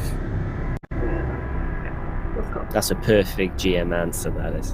Because I know who I believe in the situation, but Based on your experiences, the truth may not be golden or great. But it does seem to concur with the idea that there is some kind of veil, some kind of lie, which keeps humanity sort of stable. Right. So I put Mr. Fibbles away. Right. I think we should head back to our building. I wanna talk to Damien, and if he's not there, we go to the docks and we find the statue and take it. Thomas, two things. What? One, can you give me my rock back? Oh, sure. And he goes in his pocket and hands it back. Two, what are you planning to ask? What? To Damien. What do about my dreams, that's all. Because if we are going to communicate with Mr. G, I think that it would be better if we have an actual result in the form of a statue or something that looks like the statue full of dynamite. Because returning empty-handed, it never has been a good idea. Damien is there In for my our line of help. work. He's there to help us, so... I wouldn't trust Yeah, that, my good man. yeah. Me neither. Well, You have to watch this. I just want to talk to him. I mean, if he's not there, we can carry on. I just need a conversation with him. That's all. I mean, I wouldn't. I'll meet you in the wouldn't mind RV. I wouldn't mind stepping back by and freshening up. Mr. Fibble says, well, you could deal with the seamstress's lackey if you're that way inclined in revealing your plans and locations to your enemies, but I could give you the location if you like. Oh, I mean, of the statue? Seems like I'd like a sporting chance for all of you after all. Oh, you'd tell us where it is? The statue? Anything Oh, I for wasn't- you, Thomas? Oh, Mr. Fibbles. Oh. Well, where is it? Can I have an address? Put a pen in my mouth and I'll write it. Anyone got a pen and a piece of paper? Here you are. I got Thank both. you. Like- Thank you. He gobbles like a muppet My hand is actually in the sock puppet as well. So it's really me. Super intense moment. And he writes the address down of the shipping, like the freight container in which it's being kept. And it basically gives you like the shipping number, which is 66710. It's not 6666. No, that would be too obvious. Too obvious, yeah. Everyone will go looking at that. Yeah. All right, cool. 67. I still want to talk to Damien though. So I'm sure we can find what- him afterwards. He probably won't be too happy. Okay. Mr. Fibbles, before you go away, I have a question for you as well. Since you seem to know so much Looks about towards everything you. and all. What's the deal with the number 10? Oh. Well, that would be telling. Why, I guess it would. It grins. And then fixes its dead eyes on you. Can I make some kind of check? I'm an occultist to see if like 10 is associated with certain like rings of the occult in some way. You mean other than you? Yeah. What do you want me to roll for that?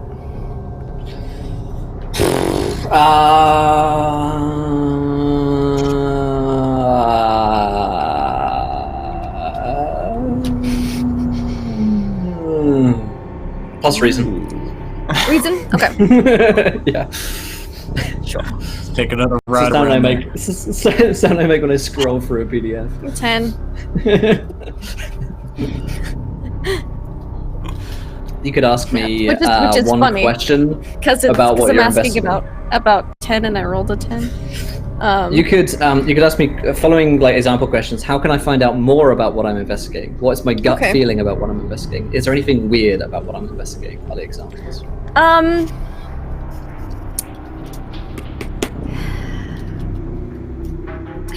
I want to ask where can I find out more, but at the same time I know we're not gonna have time to go look it up.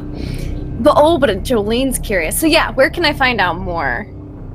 So maybe I can convince her. I know something about it. Okay.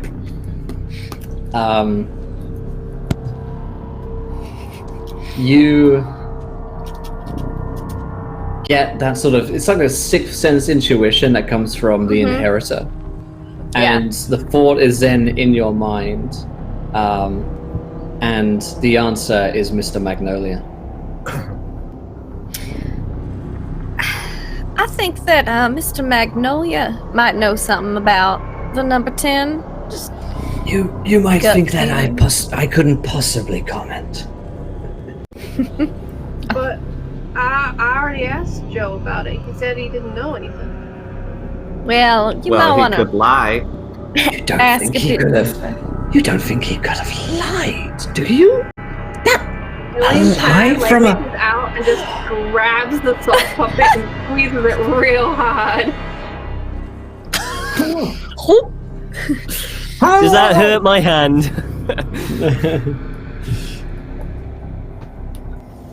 Does that hurt my hand, Will? I mean, maybe a roll- little bit, but you know. Roll fortitude to see if you take damage. Yeah. No, I think that's where you could find some answers, Jolene, if you were so inclined. Right, no more Well, Mr. I'm- Fibbles. I put him away. I mean, Good now. are we not going to his warehouse to try to steal said statue? We are going to the shipyard. You know, if Right. we see Let- him and he catches us, you could Yeah, intervene I- and ask about the number 10. We can I feed him a say we can- casserole even. Oh, you could. I think Right, let's go. I think we should split this one because I don't want to be near that casserole. I think that Miss M. So how about we share a ride, Miss M, and I'll see you guys at the Do you have docks. a car? Okay. Do you have a car? Yeah, mine's parked just in the Yeah. driveway. Yeah, it's parked Okay. outside in the street against the pole. What, didn't it I get did not hit destroyed? a pole for it. I drove up onto the driveway. Oh. Alright, well, On the curb a little bit. but you don't, I mean, make a note of the address where we're going. you know, so you Sure. don't get lost. And who wants me? Who wants me to go with them?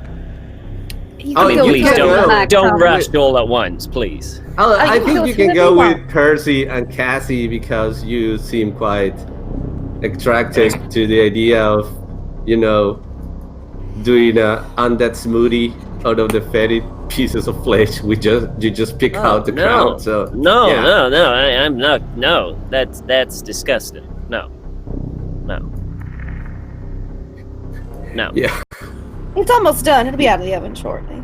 Well, anyway, me foul. and Miss M, we're gonna talk about some stuff. So concerning Mr. M. So we'll see you in the docks. And Vincent grabs Jolene, and we're kind of going. Bye. All right, Percy, Should we let's go go to to the the RV? Let's get to the docks. I'll go warm up the RV while the casserole cools. Yeah, I'll just pull it out. You know, we've got a little stove in our RV, so pull it out. Just- Okay, so then Mrs. M and Vincent, you guys are having a conversation. Yeah. Sounds like in private.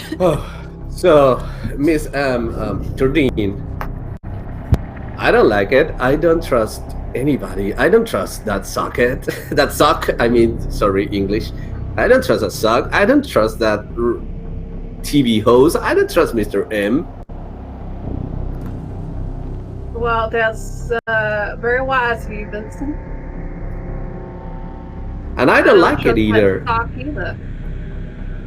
I mean, I've been pushed around all my life working with mob bosses, and now we got supernatural beings asking us to get their shit done. So I don't like it. And I was wondering if you have any idea about a possible way out of this situation where we don't have to do this thing, or at least, you know, we don't have to please the sock or Mr. M or Tiffany, whatever.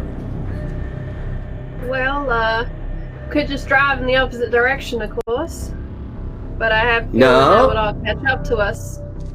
Yeah, not a fan of running away either. Where did you get that rock, Vincent? Oh, that one from Dr. Sophia. She's the one who took care of my leg. And Vincent pats his leg.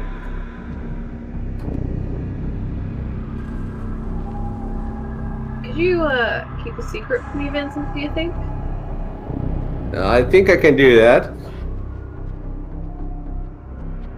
What if you believe me when I say I know a way that we don't have to please the sock or Mr. Joe or Miss Rita? I mean, Yeah. All you have to do is make sure that I have a line of sight on the statue at some point before anyone else. okay, Vincent is going like stop the car and he's going to look to Jolene in the eyes. Jolene, I'm going to give my life if it's necessary that you have that line of sight.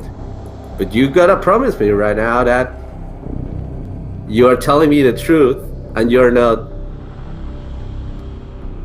lying to me like Tiffany, Miss M, and Mr. Fiddles. Jolene reaches into her top and pulls out the golden gun. Whoa! Okay, I buy that. As well. I could not have told you that. I could not have told you at all what I need. Well, Miss J, you Right. just had a deal, and Vincent starts the car again.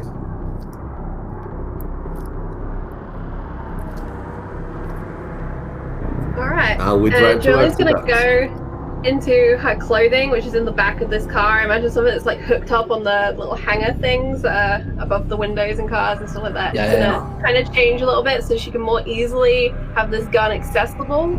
So she's gonna grab like an oversized blazer with a pocket, and the gun is going in the pocket. And Vincent is like looking at the rearview mirror in case of, if Jolie needs any help. Okay. And where are you guys headed in the car? To the docks. Okay. So then Cassie, Percy, and Thomas are going together? Yeah, we're going in the RV, driving but the we're heading to the Going in docks. the RV. Okay, so the group of you head to the docks following Mr. Fibbles' We've got the car with address. us, so he can guide us if we need to. Yeah, no, I mean you can pop the the address, I guess, into the GPS and What? Mr. Fibbles. We got a map. Oh yeah, you guys are no, I have a map. Oh no, I have a map. Don't worry. So, Vincent and Jolene, are you guys trying to beat Cassie, Percy, and Thomas here? That would definitely be Jolene's next suggestion, is that we get there first. Seems like you have to drive unsafe to do that. I'm not driving today. We'll be fine. I'll be driving. I don't believe that. You want So, me to okay. roll You're a it? very reliable car. Yeah, roll plus. I think it's coolness. Yeah. Yeah, roll plus coolness. Acting under pressure is what you're Please doing. tell me Trying to do Vincent something has all really kinds. high coolness. Or it could be The- reflex. I have plus 3. Yep. The Oh, there thingy you that you go. have, the tranquility, the stone that Vincent has, grants him a +2 to cool rolls in addition. Okay, I have a It's 21 cool as a then. cucumber. There you go, 21. Too cool for Oh my Um, god. You're way too cool. So Jolene and Vincent just tear off now with the new plan of the gun. And Percy, Cassie, and Thomas, I guess you guys are driving at a fairly normal pace, not thinking that this is any kind of speed race. I mean, Yeah, I wouldn't. I have an insurance discount to maintain, so I'm driving well within 5 miles an hour over the speed limit. But you got to keep it safe and organized. Okay. I do get suspicious though as they peel off. I'm like, I think they're trying to get there first. But I just gotta touch it. Okay. Are you saying that out loud? Yep. You gotta touch what? The statue. Just gotta put my hands on it. Why? Oh, we gotta get it, don't we? Oh yeah, of We gotta course, get our of hands course. on it. We just gotta grab it. Anyone Gotta can grab it. get my Just. hands All right. Well, I'm also very partial to antiques. I run an antique store in Pascagoula, Mississippi, right, Thomas? I And vaguely she dates remember me. you mentioning it. Yes, I just love putting my hands on, ancient treasures and the like. Right. Just feel the history coming from them. I wish I had something of ancient treasure, but I don't think I do. Oh, we could range something, I'm sure. We've got a whole warehouse full of, It'd be nice to have a look. Mm-hmm. Well, Nice once to we're all have a done, we look. can take you down Mississippi, show it to you. Oh, that'd be nice.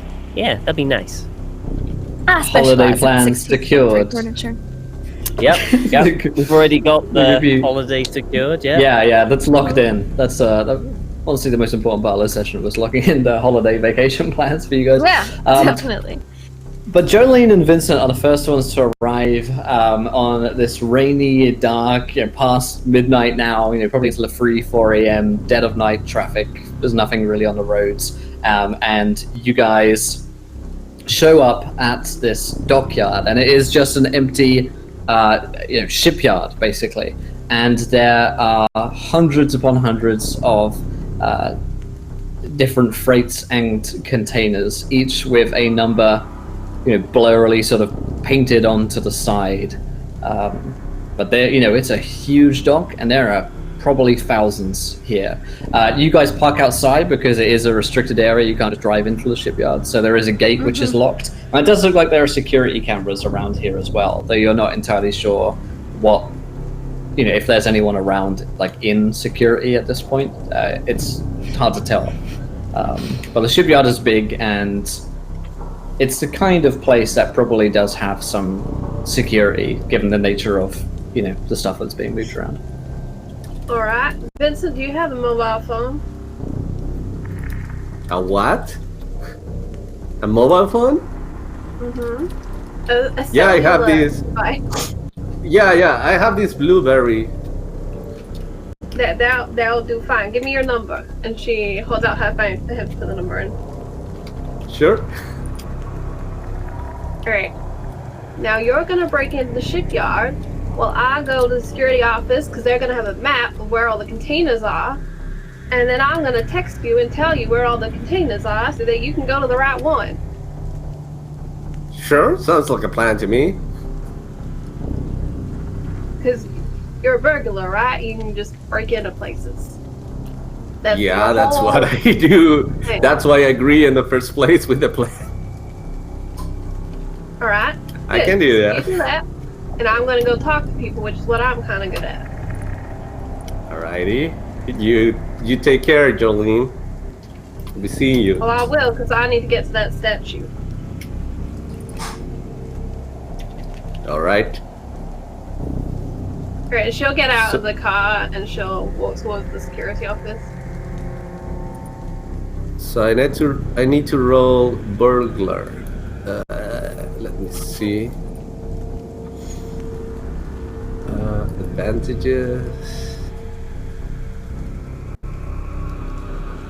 There you go. It's plus coolness.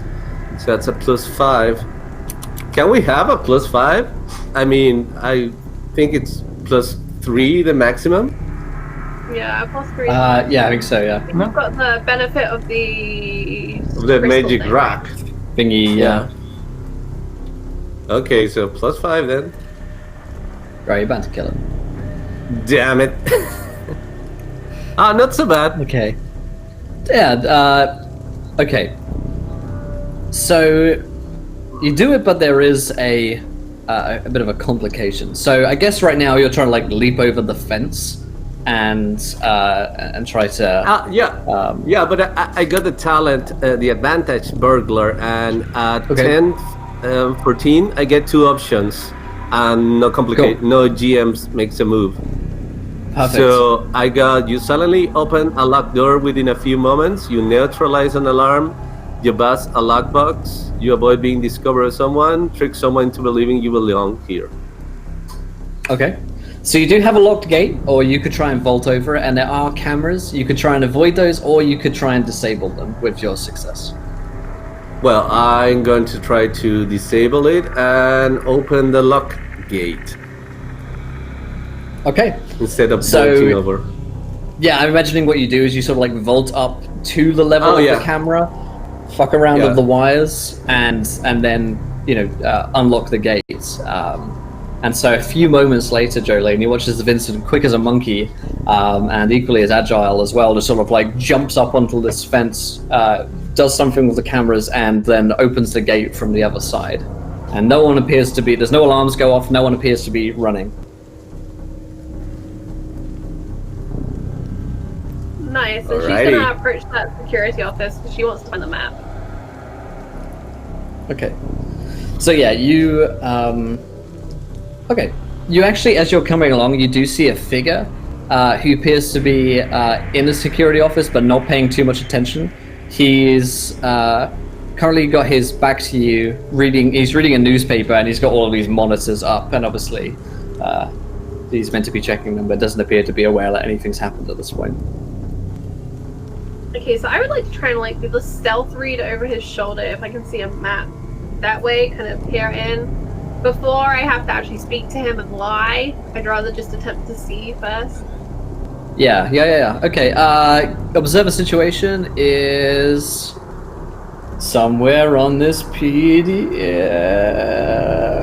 Perception. plus perception, Maggie. Okay. And let's see what you get here. 9. 9. 9. You get to That's ask a just question, me. but you get no bonus and you miss it. A tracker wanted to interact with you of danger. Okay. So you do get a glance at the map over this guy's shoulder.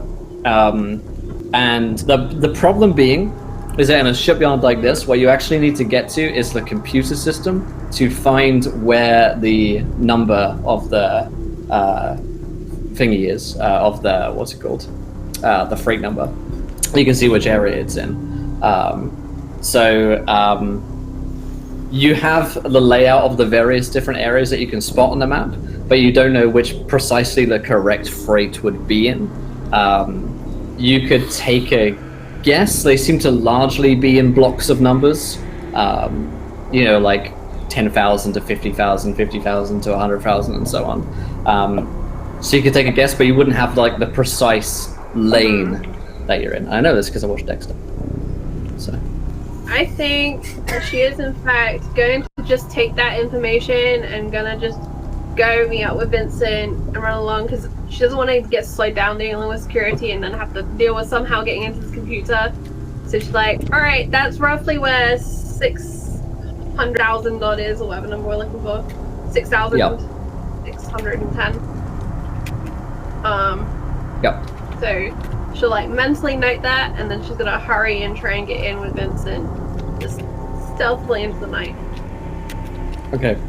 Meanwhile, Percy, Thomas, and Cassie, you definitely have noticed that Jolene and Vincent sort of pulled away a little faster. You guys are sort of going, the average pace. You're not too far behind, probably 5 or so minutes behind.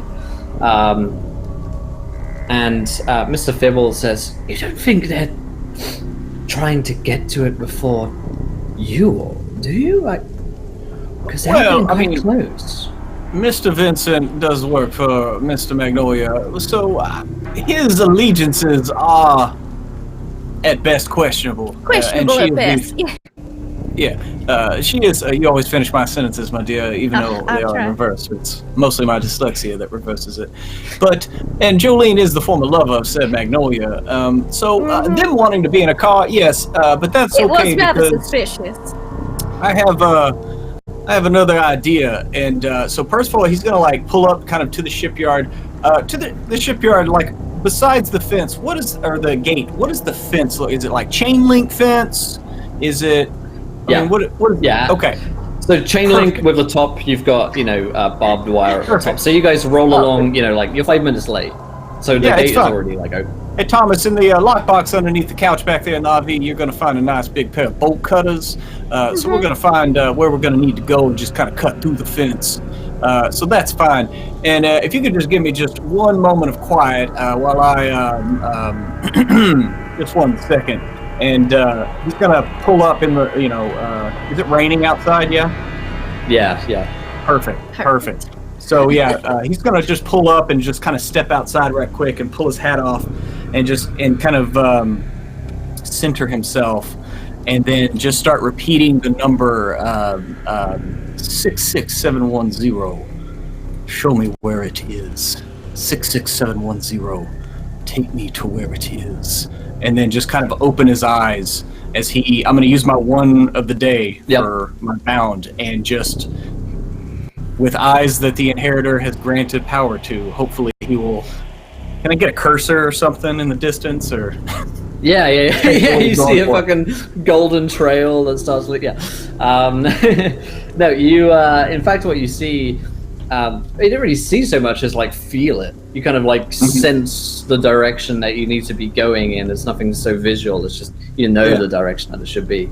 And so exactly. So Percy gets back in. All right, everybody, buckle up, and he puts it in drive, and he just drives to where he knows he needs to go in the fence in order to cut in the fence and like be as close to the thing as possible. And that's mostly his plan right now. Okay. I certainly hope nobody tries to stop us. Cut through. We'll try to find the place where we need to go through and just get out and. No, it's just like that one time when we acquired that beautiful shipment of merchandise from Germany. Well, it was promised to us. It was not our fault that they broke the deal. It isn't. We are people of our You word, guys- Thomas. You guys cut your way through. Meanwhile, back to Vincent and Jolene. The two of you, are you driving or are you now on foot? Did you bring the car through or do you just... On foot, Okay. because we Yeah. otherwise we would have had You didn't to want to drive go... in Yeah. past it. Yeah. So the two of you on foot through the rain, mud underfoot, start heading towards the direction of 66710, the freighter, and you found yourself in roughly the right area that Jolene sort of marked out. You know, you're in a radius of several, probably 1,000 feet. You know, it's down one of these lanes somewhere, but it's dark, it's raining, and they're just painted on the sides, and they're not always painted on the correct side that you need. Because of a computer system, they're not meant to be taken by eye. They're taken by computer and winched up and the like from the top. So sometimes the number is on the wrong side, and so you have to go all the way around to check. It's painstakingly slow. You guys realize that it's like finding a needle in a haystack, even in this radius. Damn it. What do you guys do? What do you guys do as you're sort of looking around here? So, Miss M, got any bright ideas of how we proceed next? It's Joe's container, right?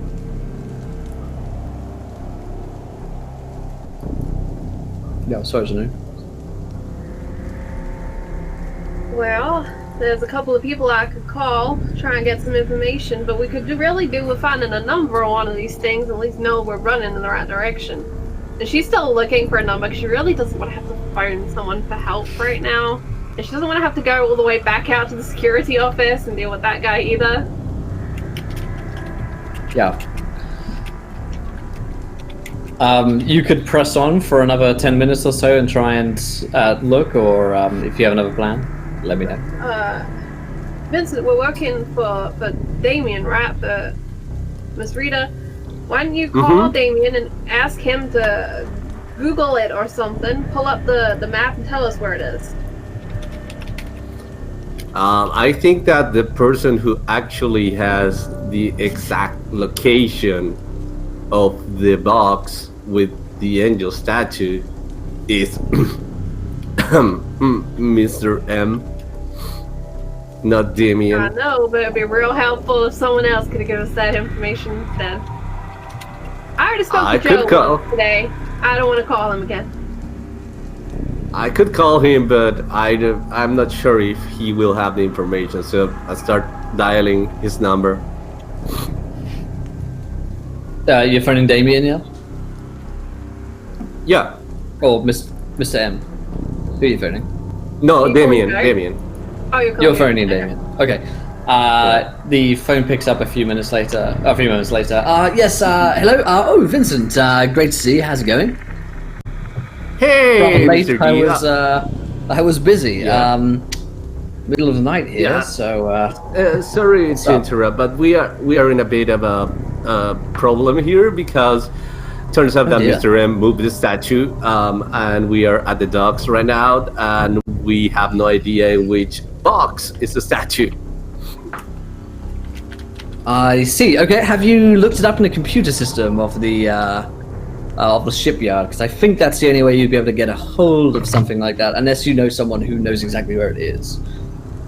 Okay, so it's going to put the hand on the speaker and he wants you to look in the computer, Miss Jolene.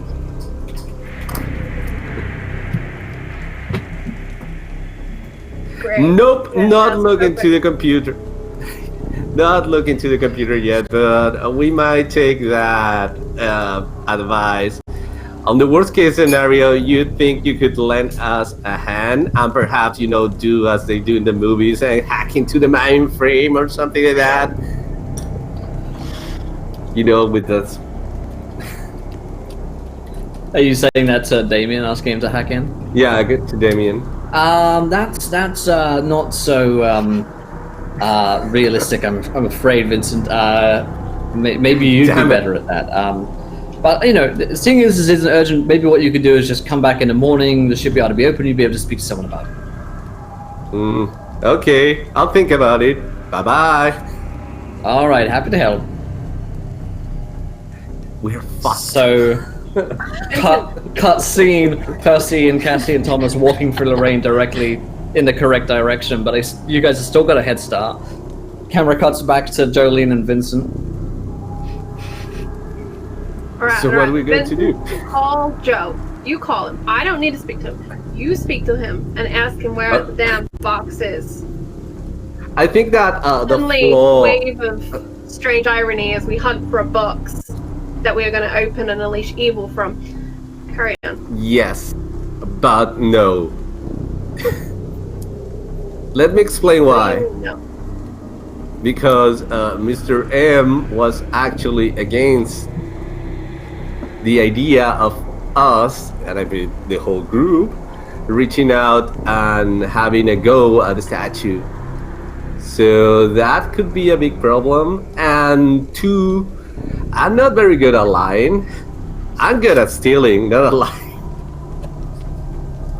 And Right. I have Go look at the little, boxes, figure out how we're going to open it when we find it, alright? I will call Joe. Okay, I can take care of that, and that's why I always bring my handy pliable crowbar. I don't want to know where you pulled that out of. Me neither. Anyway.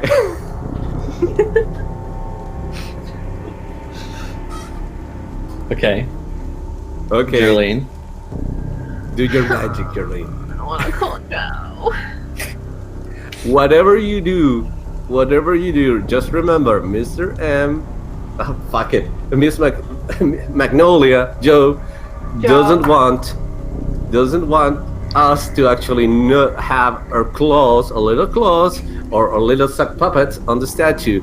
He wants us to build a fake version, fill it with dynamite, and send it to Tiffany. And turns out that Joe is actually some sort of monster or something. And Vincent starts gesticulating and kind of losing the train of thought. Anyway, just Okay. call him. Okay, so you ring and immediately hear Joe on the other end. Jolene, wasn't expecting to hear from you so soon. Yeah, I can see that. So how about we upgrade coffee to dinner and you tell me where the fuck your box is? Well, you remember we had a little agreement before that I would I'd help out that girl of yours. What was her name? Donna. Yeah, that's right, Donna. So I did it. I got it for you. Good. That's very nice of you, Joe. Now tell me where the box is. Why do you want to know where my shipping container is, huh? Oh good, you know what box I mean. That makes it much easier. I want to know where the statue is, because apparently we're meant to be making a copy of it, and I've never seen the damn thing. And so now I'm stood out here in the middle of the pouring rain in some sort of shipping yard, looking at a million boxes, and I have no idea which one to open. Well, here's the thing. I gave you the blueprints to the statue specifically so that you didn't need to find where it was. No, Specifically because I don't want you to have Joe. it. Great. What? You didn't give them to me. You gave them to those idiots, Cassie and Percy and Vincent, who everyone knows couldn't organize his way out of a paper bag if he tried. Now I'm asking you, Joe, where is the box? I got a shipping yard, although I suspect you might have already figured that out. It's in there. But you don't want to go there. Well, no, I didn't want to come here, but I'm here now. Unless Oh, you're you're telling me here it's not already? in the shipping yard that I'm stood in.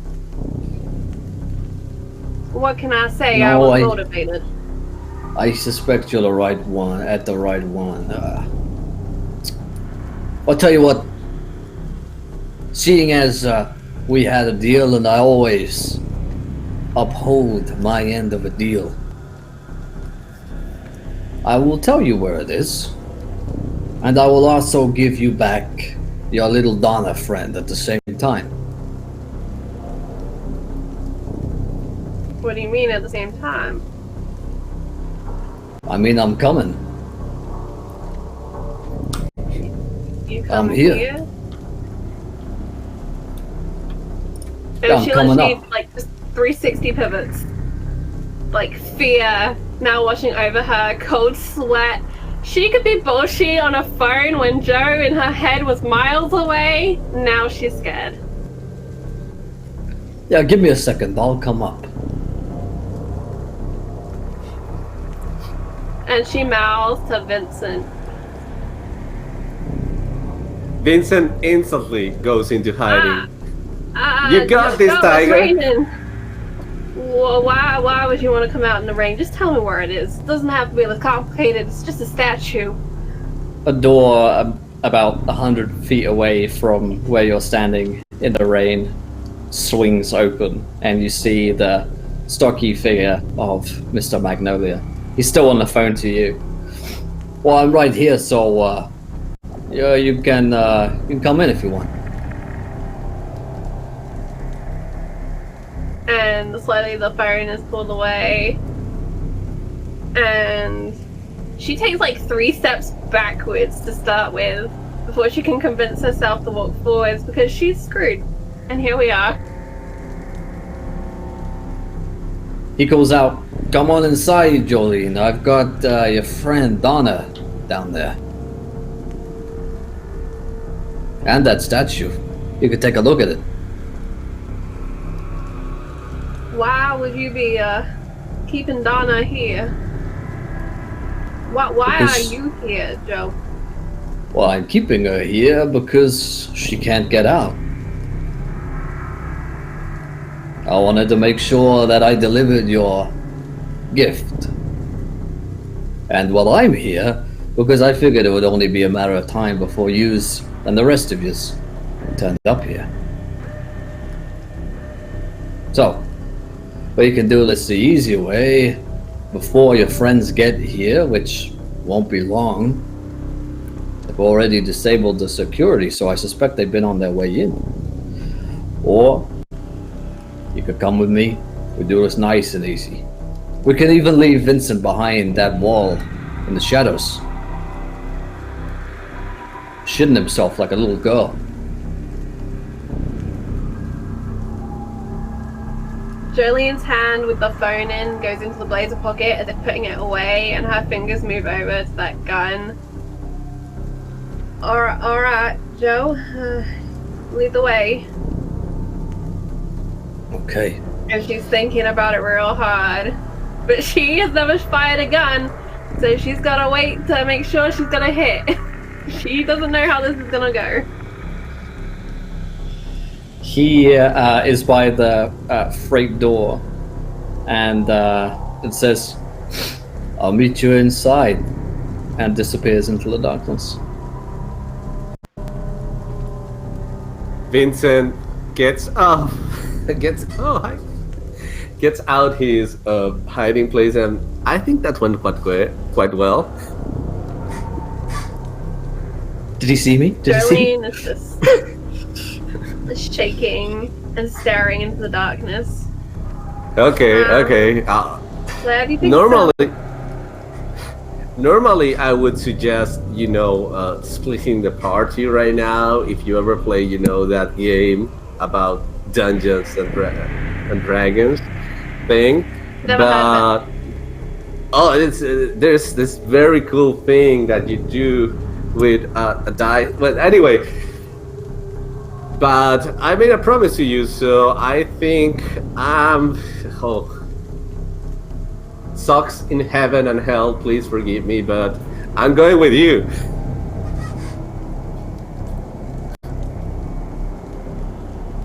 And she'll step in with Vincent, I imagine, behind her. I'm not sure how big this doorway is, but...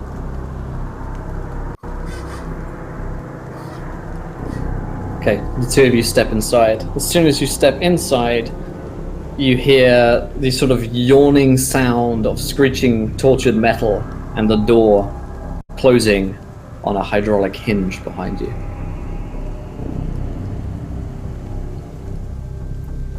Jolene turns in panic at the sound of that door closing.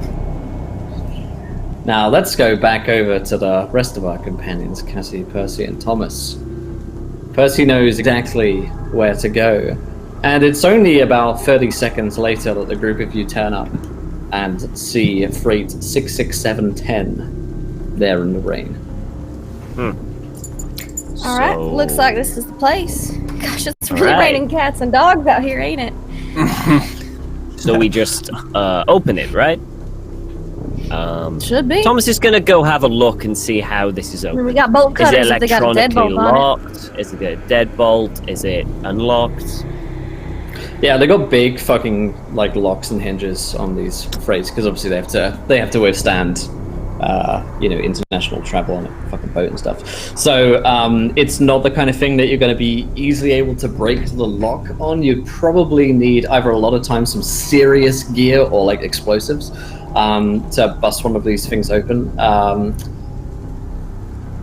That being said, there is a intercom on the side with a little button to press for a buzzer, which strikes you as slightly unusual. That's weird. I mean, That's why a would doorbell. why Let's would not a push that. Well, container have a button? Well, the only reason a container would have a button is if there were people in the container, or at least whatever the container was upon, staying there. And if they are storing a statue here, I'm quite sure that there is some kind of hidden compartment. So, that would mean that there are people down there. So I propose that we push the button and we wait. We don't say anything. We see if they come up and check. And we take care of it from there. All right, we'll just stand on the side then. Yeah. I'm gonna anything to use as a weapon: stick, metal pole, brick. You got bolt cutters. You got that sauce. Oh yeah, I'm gonna use the bolt cutters. And I'm Mr. just gonna wait. Fiddles. That might be all the weapon you need, darling. Okay. And Percy pulls out the golden gun and uses it to push the button on the intercom, and then steps back to where the door would open, and he's just going to be standing parallel down there with the gun up. Yeah, you press the button, a little kind of sound happens. There's a 5-second so awkward wait, and then a voice that you recognize despite this like tinny quality from the shitty little speaker in the rain as Mr. Magnolia. Oh, it's my favorite guests.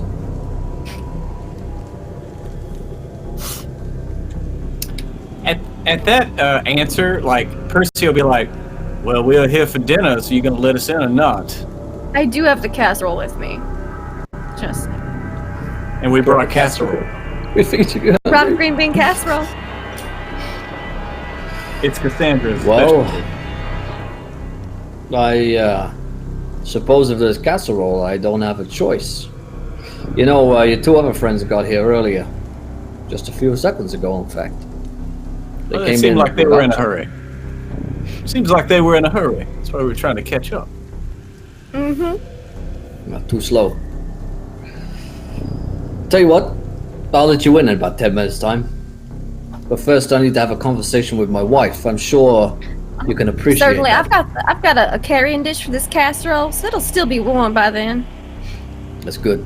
That's good to know. Wait. Jolene is in there with you?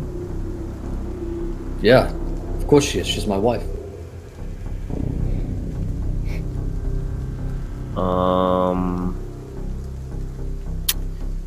Okay, and he smashes the intercom with the thing.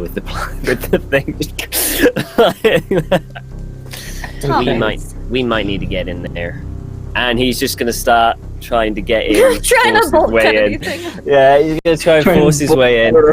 Yeah. I don't have anything. I don't think. Yeah, it's I mean, I got this thing called inner power, Okay.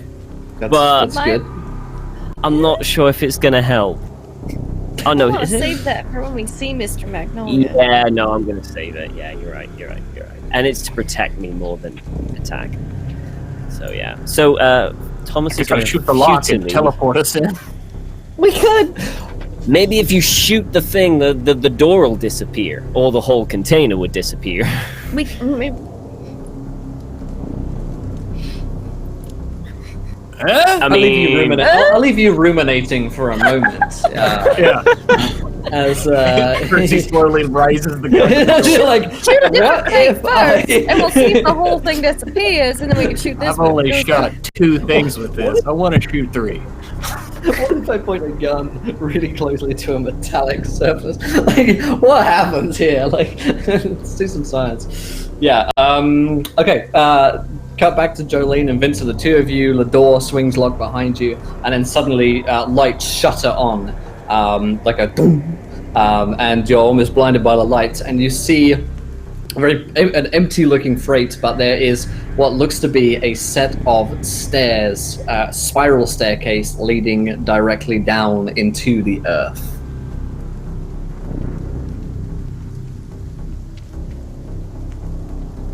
What the?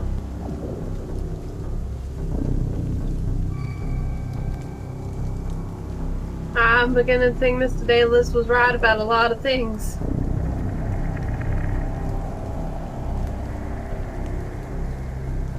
I can't hear you, Vincent.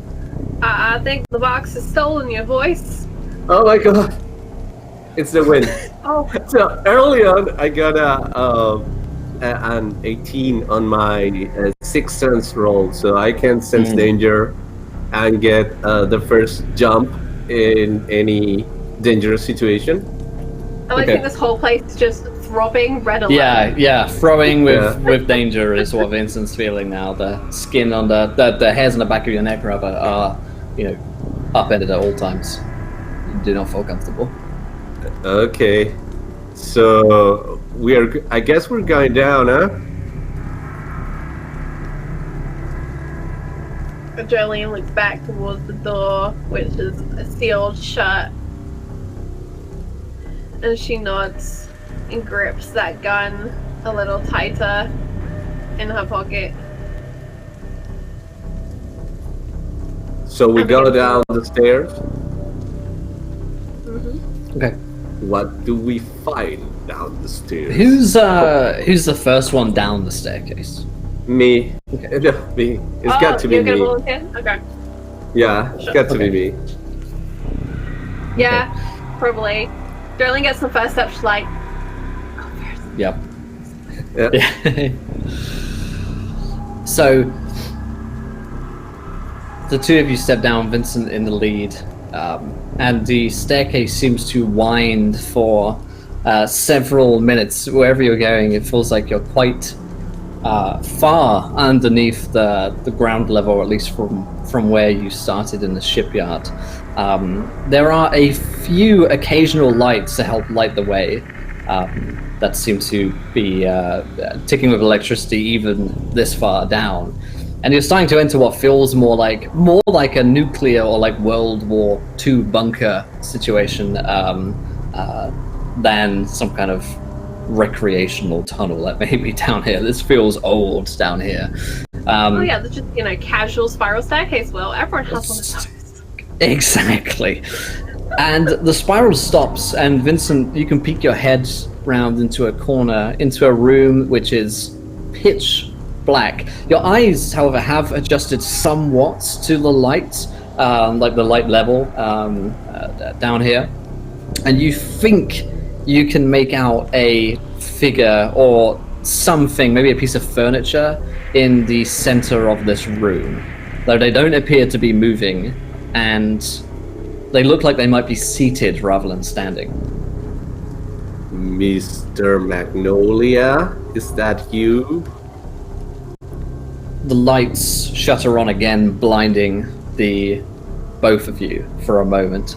And in the chair, strapped and bound, And gagged, you see Donna. Jolene, your friend. She looks largely well, much better than you saw her last time, that much is true. However, she does not have any legs at this point. You remember before where she was in the tree and it looked like her legs had been like eaten by the tree? She does not appear to have them anymore, as though they were sort of eaten off by this horrific tree. But she is captive, and you see her there for a moment. What do you do? I imagine Jolene pushes past Vincent to get to Donna with the intention of pulling that gag down, giving her friend a hug, checking she's actually alive. This isn't some trick. She's seen a doppelganger today. She knows there's some real serious tricks that can go on. So yeah, she's just surging forward to go and check on her friend. Yeah, you like pull out the gag, and she sort of whimpers are the only thing that she seems to be capable of at this point, and she cries when she sees you.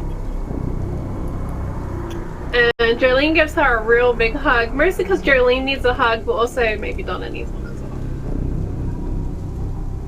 Yeah.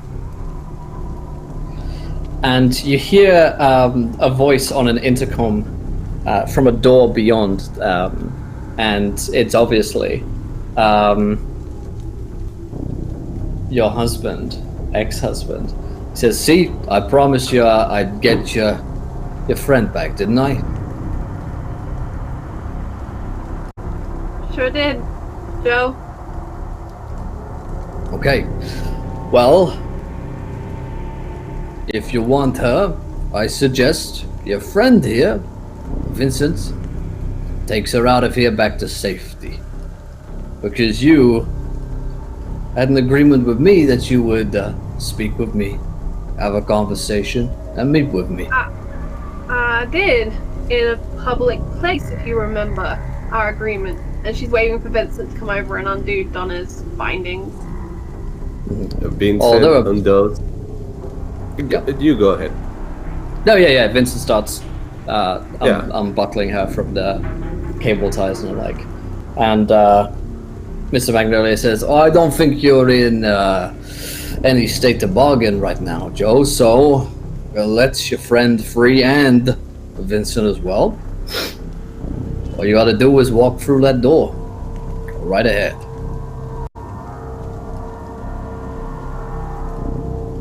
So Vincent is going to approach Jolene and he's going to whisper, You can always tell him that the rest of the group have the talking sock thing that doesn't really like him.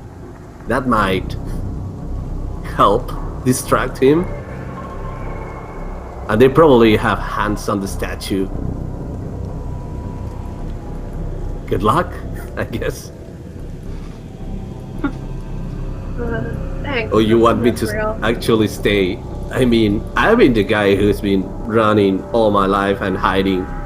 I don't think I can do this anymore. Not after that. Not after being told that reality is a lie by a talking sock. I mean, there's a paradigm shift, if you get what I mean. Sure. A lot of things have changed. Or weren't ever what we thought they were. Not too sure exactly how it works. Okay. And Jolene looks towards the door. Is it just like a heavy-duty metal Heavy-duty door? looking door that doesn't look like it has a handle on this side. It looks like it opens from beyond. So you want me to stay or actually carry your friend outside? I'll do whatever you want. Jolene really wants to just beg Vincent to stay and not leave her, but looking at Donna and like just how helpless she probably appears in this situation, and feeling so awful because it's all her fault that this friend she loved got in this situation, she'll tell Vincent to you better take her upstairs out of the way. I'm sure it'll be fine. You're right. So Vincent is going to reach out for his magic stone and is going to give it to Jolene. I know it's not much, but take it. You probably will need this more than I. Well, thank you, Vincent. Just get her upstairs, alright? Out of here. Sure. Take my car. You have my word. You have my word.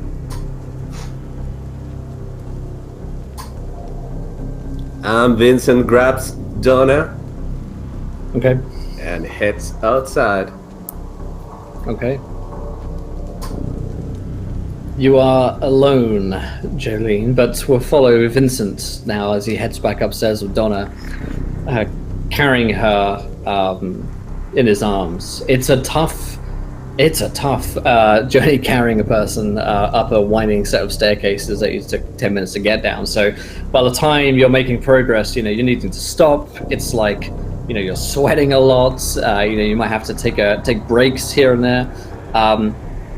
And outside, Cassie, Percival, and Thomas, a couple of minutes pass where you guys are arguing about whether or not to shoot the gun. You're considering various different options before enacting it. And then the door on its hydraulic hinges just swings open on its own accord. Hold on there.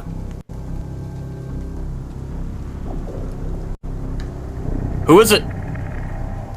Lights inside show nothing within aside from a spiral set of staircases which lead down into darkness.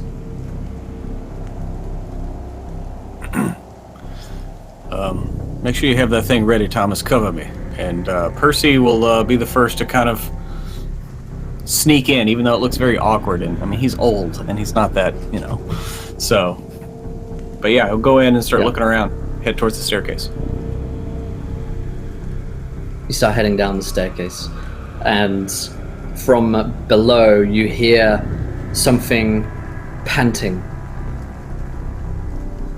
with labored breathing coming from below.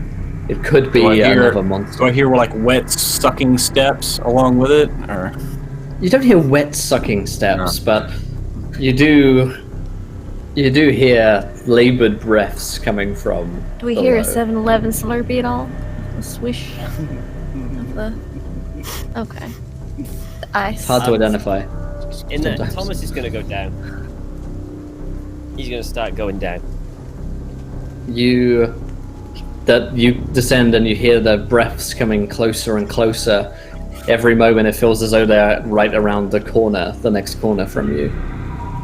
And then suddenly you see a figure in front of you in darkness. What do you do? Hey, hold it right there. Don't move. You'll clip your balls right off, son. On full alert, ready for that swing, that sort of like panic moment, you stop and you see Vincent, who appears to be carrying a woman who's been grievously injured in his arms. He's sweating and panting. Vincent, is that Jolene? No. She ain't a redhead. Oh no, it's a friend. Donna, meet my friend Thomas. Thomas, this is Donna. Aye. Jolene is taking care of some business down there. Man, did you ever see that Cosmopolitan magazine about how to lose 15 kilograms if you chop one leg? I think that's a lie. Thomas is going to maybe go she's smuggling past. 15. I don't know. Thomas is going to go past and start going down quickly. Well, off you go. Best of luck to you all. I gotta leave this package in a safe place, and I'll be right back with you. Just give me a moment. Did you see the statue down there, Vincent? Did you see the statue? Yes, Vincent. Did you see the statue? It's probably down there with Miss Ram. Fuck it, Magnolia. Interesting. I want an insight check or intuition. Yeah, I want to see if he's seen it. And he's just like, oh yeah, probably down there. If he's like No, I can. Vincent is like coming clean, and he can actually tell you.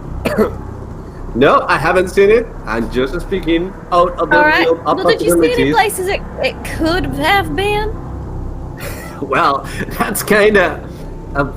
What's a place where a statue could be? Kind of big question like right any now. additional doors or If I were a hallways. statue, where would I be? Yeah, I kind of have a chip in my shoulder, if you know what I mean. Yeah, the you only have a thing whole- Vincent can really think of is like, beyond the door that he was allowed through. It seems like an extensive bunker down here. Oh, that's Slurpee. That's Stalker monster, Slurpee. All right. Well, So anyway, pleasure to meet you, to you all again. On my way. On my way. See you guys next week. So Vincent laborly carries Donna up the stairs as you guys descend downwards. Okay, before I go, I want to yell at Thomas. Thomas! He's gone. Mr. Peebles will be the doom of you. Throw that goddamn puppet to the trash. So here we go, Donna. Just a little more. Come on. Okay, so the three of you continue your descent downwards, but it is with Jolene that we'll now focus on for the last moment here. Jolene, you hear Vincent ascending, and his steps get further and further away until eventually you are simply alone. And their voice on the intercom says, "So, you're coming in?" Jolene looks back towards Spiral Staircase thinking, I could probably run. I could do that. I did a lot of cardio. It would be fine. But then Joe did keep her side of the deal, and she really needs to find that statue, and she still has the gun in her pocket. And she is gonna just creep towards that door. Imagine in her head it's like a zoom in, ominous throbbing coming from this door. And it's like very slow steps, but she does eventually reach the door on the other side of the bunker.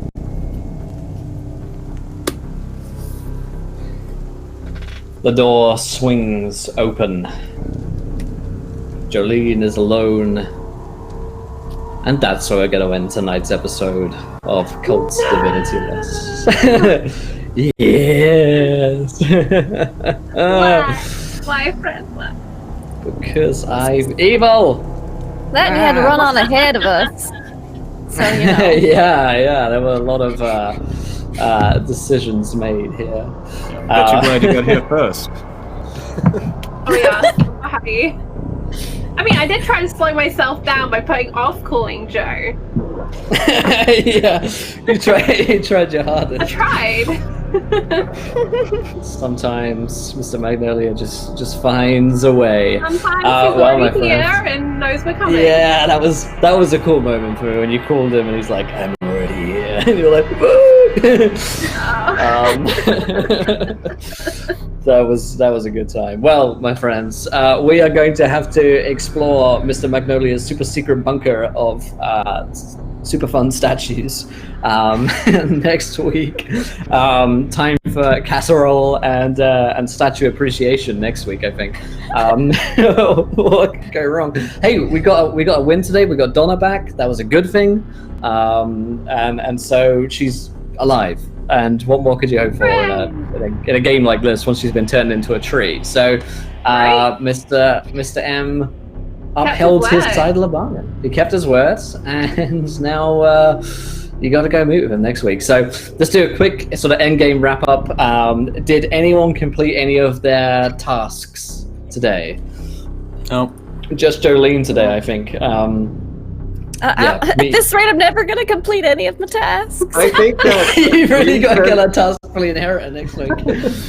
I think that Vincent had a paradigm shift indeed, and he's going to change his tasks from now on. And I think it's with your kind permission, of course. And I think it's in character, like he actually changed from being this cowardly hiding, and being obsessed with exposing the truth to actually being having second thoughts about exposing the truth and actually, risking his life from time to time.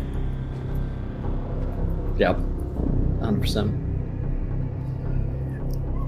Okay, and I think I've said at this point as well, if there's anyone who you've had a task that you feel like you're not going to get in the next 2 sessions, just replace it with something else. I think the task for the Inheritor we laid that a little while ago, and that should hopefully come to fruition for Cassie and Percy next week, seeing as we said that one was a big one. But if only perform an act of selflessness / kindness. I think we should give up on that one. That one is never gonna happen. Yeah, we could give up on that one. I think that might not be long for. I was like, that may have been good. Hey, the casserole. She was trying to make a casserole for y'all, but y'all were rejecting it. So I'm just saying. You know what? I think an act of kindness is that you brought Joe a casserole. Brought Mr. Magnolia, a being who would genuinely enjoy a casserole of magical creature. You brought that to him. So you know what? I think rather than replacing it, check it off, Cassie Sue. I like that one enough. My first completed goal. There it is. Yeah. Nailed it. Fucking nailed it. All right, casserole, so thank you, Southern Hospital. The casserole does it every fucking time. Also, we learned some more about the truth today, for sure. I would say that we challenged ourselves today by we certainly challenged Jolene on whether or not she really was Jolene. We managed to hide from a scary monster and survive, and even asked that scary monster a few questions. So we definitely did that. And what's the last question on 3-6? Let me find it here. I don't know what it is. I wrote it down, but then I forgot where I wrote it, so it doesn't really count, does it? The last question that you asked is... How tasty is the casserole? How tasty is it? Have we learned anything new about our characters today? I certainly think we learned something new about Vincent, that he's had that change of not just being a coward, coming out y'all of learned the shadows something about and Cassie. Y'all just come out of the casserole. Be fun. More like casserole, Sue, am I right? The new plan C. Yeah, so that's all free to again. So even if you don't complete personal tasks, we're smacking these out of the park each week. So fantastic stuff. This was episode 6 of Kult Divinity Lost. So we did. Yes, question. Baby I know I captured my stalker. We did that one, but did I also meet Joe? Follow through on the deal to meet Joe when he saves Donna. Yeah, absolutely you did, because you stepped through the door. Yeah, I thought if I didn't step through the door, I definitely wasn't going to get that one. So there you go. I want a sweet XP, so I'm going to do terrible things. Yeah, I'm just farming XP. What can I say? So I guess we need 2 new goals. We need a new goal each. Yes.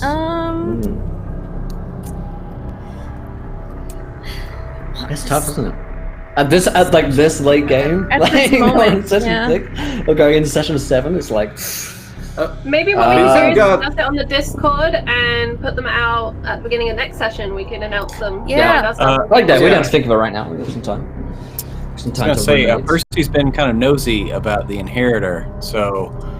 Because one of my goals is learn the truth about the Inheritor, and so I think that might be a goal. goal. You know, the Inheritor wants to marry Pandora. No. The truth. My personal truth about the Inheritor that I don't know. Yeah. Which is memories coming, are great, ain't they? Probably whenever Percy actually sleeps. Because the father has promised a dream of truth to Percival whenever he actually takes to sleep. So I was waiting for that today. I keep you awake. Like, if he fucking falls asleep, I've got this scene. What I love, and I hope is eventually I get the Inheritor out of me. But now that I have this mummy hand, I have an artifact that has Koskov bound in it. So I just trade one for the other, and then things get really weird. That's when you become again. Oh my god! Fantastic stuff. Well, if you guys haven't checked out Kult Divinity Lost yet, there's no excuse not to give it a go. In fact, it was so funny. While I was doing this video, we were doing a stream. I did a video like 4 months ago about like my favorite 5 horror role-playing games, and like my favorite one was Call of Cthulhu. And so I got this really fucking long comment from this one douchebag who was like, how the fuck isn't Kult Divinity Lost the #1 game on your fucking list? This is the greatest thing that's ever fucking happened. Do you even know how great Kult Divinity Lost is? And like, I'm literally playing Kult Divinity Lost at this very second. So if you haven't checked it out yet, despite it not being the #1 of my favorite Telltale games ever, I think it's #2 or 3 or something like that, and it is a fantastic game. So despite it being only in the top 5. Only in the top 5 of my favorite games ever. I think you should check it out. So don't be too upset. It's a great game. We're having an absolute blast playing through it, and it's a really good time. So check it out on Medifus.net or on their website, Golden Windows as well. So let's go round the cast and the crew. Did we enjoy ourselves tonight? Where can we find you? Let's start with Charlie. How was that tonight? Well, that was a thing. I am a huge proponent of making the worst decisions you can in an RPG because it always leads you down the most fun of rabbit holes. I feel super bad for Jolene, but also I'm having a lot of fun and can ask for a better crew to be along on the ride. I adore Percival and Cassie's relationship so much. As much as I hate it, I adore it because it's hilarious. So yeah, I am super excited to continue, and I love that Thomas is just this white knight of insanity, and like Vincent's going through this metamorphosis, so it's super fun, it's super cool. Can't wait to play again next week. As for myself, I will be on the internet playing a lot of games all over the place. You can check that out on my pinned tweet at Frost from Fire, no O in the from.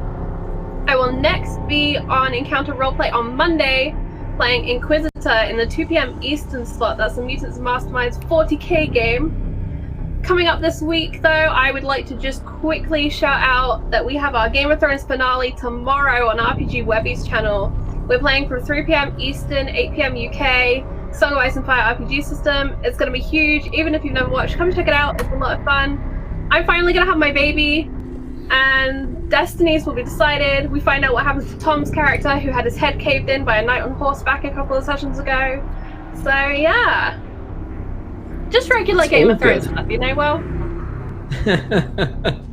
I know how it is. I know how it is. Fantastic stuff. Love it. And Lindy, how's that tonight for you? That was good. I got to make a delicious casserole, which was definitely my favorite part. It's just the look of horror on especially Charlie's face, and I was like, I'll just whip it into a casserole. Well, it was beautiful. It was worth it for that moment alone. But also I loved seeing like how nobody trusts each other in this game at all. It's real bad. But it's gonna be so good. So yeah, I can't wait for next week. You can find me online at LaughLoveLindy, Twitch, Twitter, and YouTube. I play in and GM a lot of games. We just wrapped up Beyond the Mountains of Madness last week, so it was super weird not having it yesterday, but it was a baller finale, so y'all should all check it out. And I'm gonna be on May Black Roses Bloom tonight, which I am hyped about because we've been on break for about a month. It's on Tales from the Grimm's channel. So yeah, I'll be supposed to see me and Charlie there, where I play a pyromaniac Kendo. It's gonna be great. Fantastic. Awesome stuff. And Tom, I know your PC's dying or something, but how was that tonight for you? Oh, you're muted, my man. Muted. Everything's collapsing around him. No, still don't hear.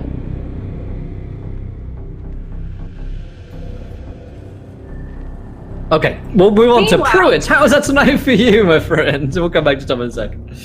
Well, it was quite awesome. I really do love this crew and this group and this character. I mean, it allows me to exercise a lot of bullshit. But 2 weeks off was a bit much, and I'm glad we got the sillies out because I think shit's about to hit the fan, and I can't wait till all the golden guns start firing off because this has been kind of a slow burn, but I think it's going to be some epic shit that happens here pretty soon, and I can't wait to punch someone with the fist of Koskov Romanovich. That's a personal goal of mine. But I am Pruitt, one half of WebDM. We have our videos every Wednesday on YouTube. I think we're having a bit of an issue with the audio on ours yet again, but we'll have that up soon. Don't worry.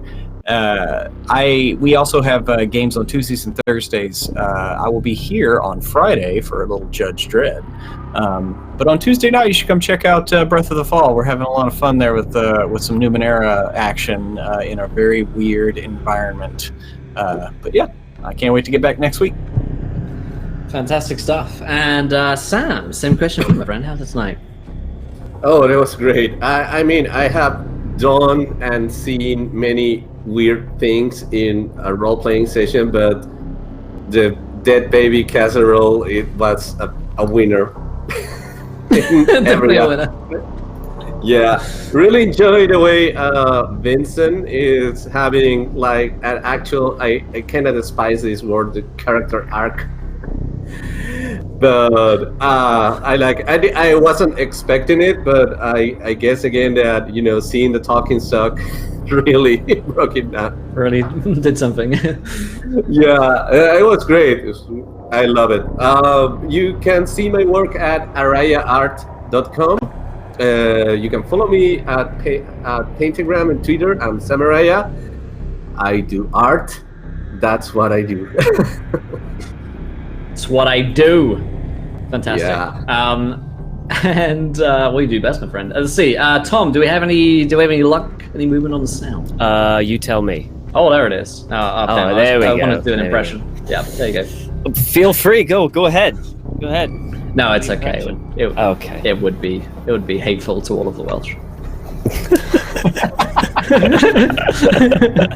Now I really want to hear that impression. I'll show you afterwards. Yeah. No, it was good. It was good. If you're gonna have technical problems, have them at the end of the show, not right at the end. See, I'm that considerate. I'm that considerate. I wait all my technical issues right to the end. I really enjoyed it. I thought it was great. I love how, like Lindy said, no one trusts anyone, but really Thomas kind of trusts everyone. He's kind of like the opposite. Right.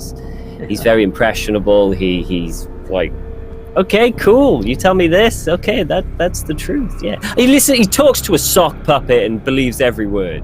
He's not the most intelligent. There are some red flags. Yeah. But yeah, it was really good, really enjoyed it. You can find me, I'm on Game of Thrones RPG Webby tomorrow for the finale. You don't want to miss it. Half my face will be caved in, so that'll be nice. Apart from that, I'll be back next week with some more Kult. Yeah, that's it. Kult! Fantastic. Kult! There you go. Fantastic stuff. Well, as for myself, we're going to be back online later tonight for Little Busters at 8 p.m. Eastern time. So you'll see us again then. We've got some great shows later on in the week as well. And in other news, we're currently hiring as well for the position of a Twitch director. If you think you got what it takes, I'll link you to the tweets somehow. Hold on. Come to me, my friend. If you want to apply, then we're hiring at the moment. So check it out. Some great people out there, I believe, who would be great at something like this. So what else? That's about all it. Check out Kult Divinity Lost. It's a really, really good time, and you get to have a ton of meat babies and then meat baby casseroles. So what could be better? Until next time, my friends, try not to roll too many nat ones, and we want to be laughing when you do. Good night, everyone. Bye!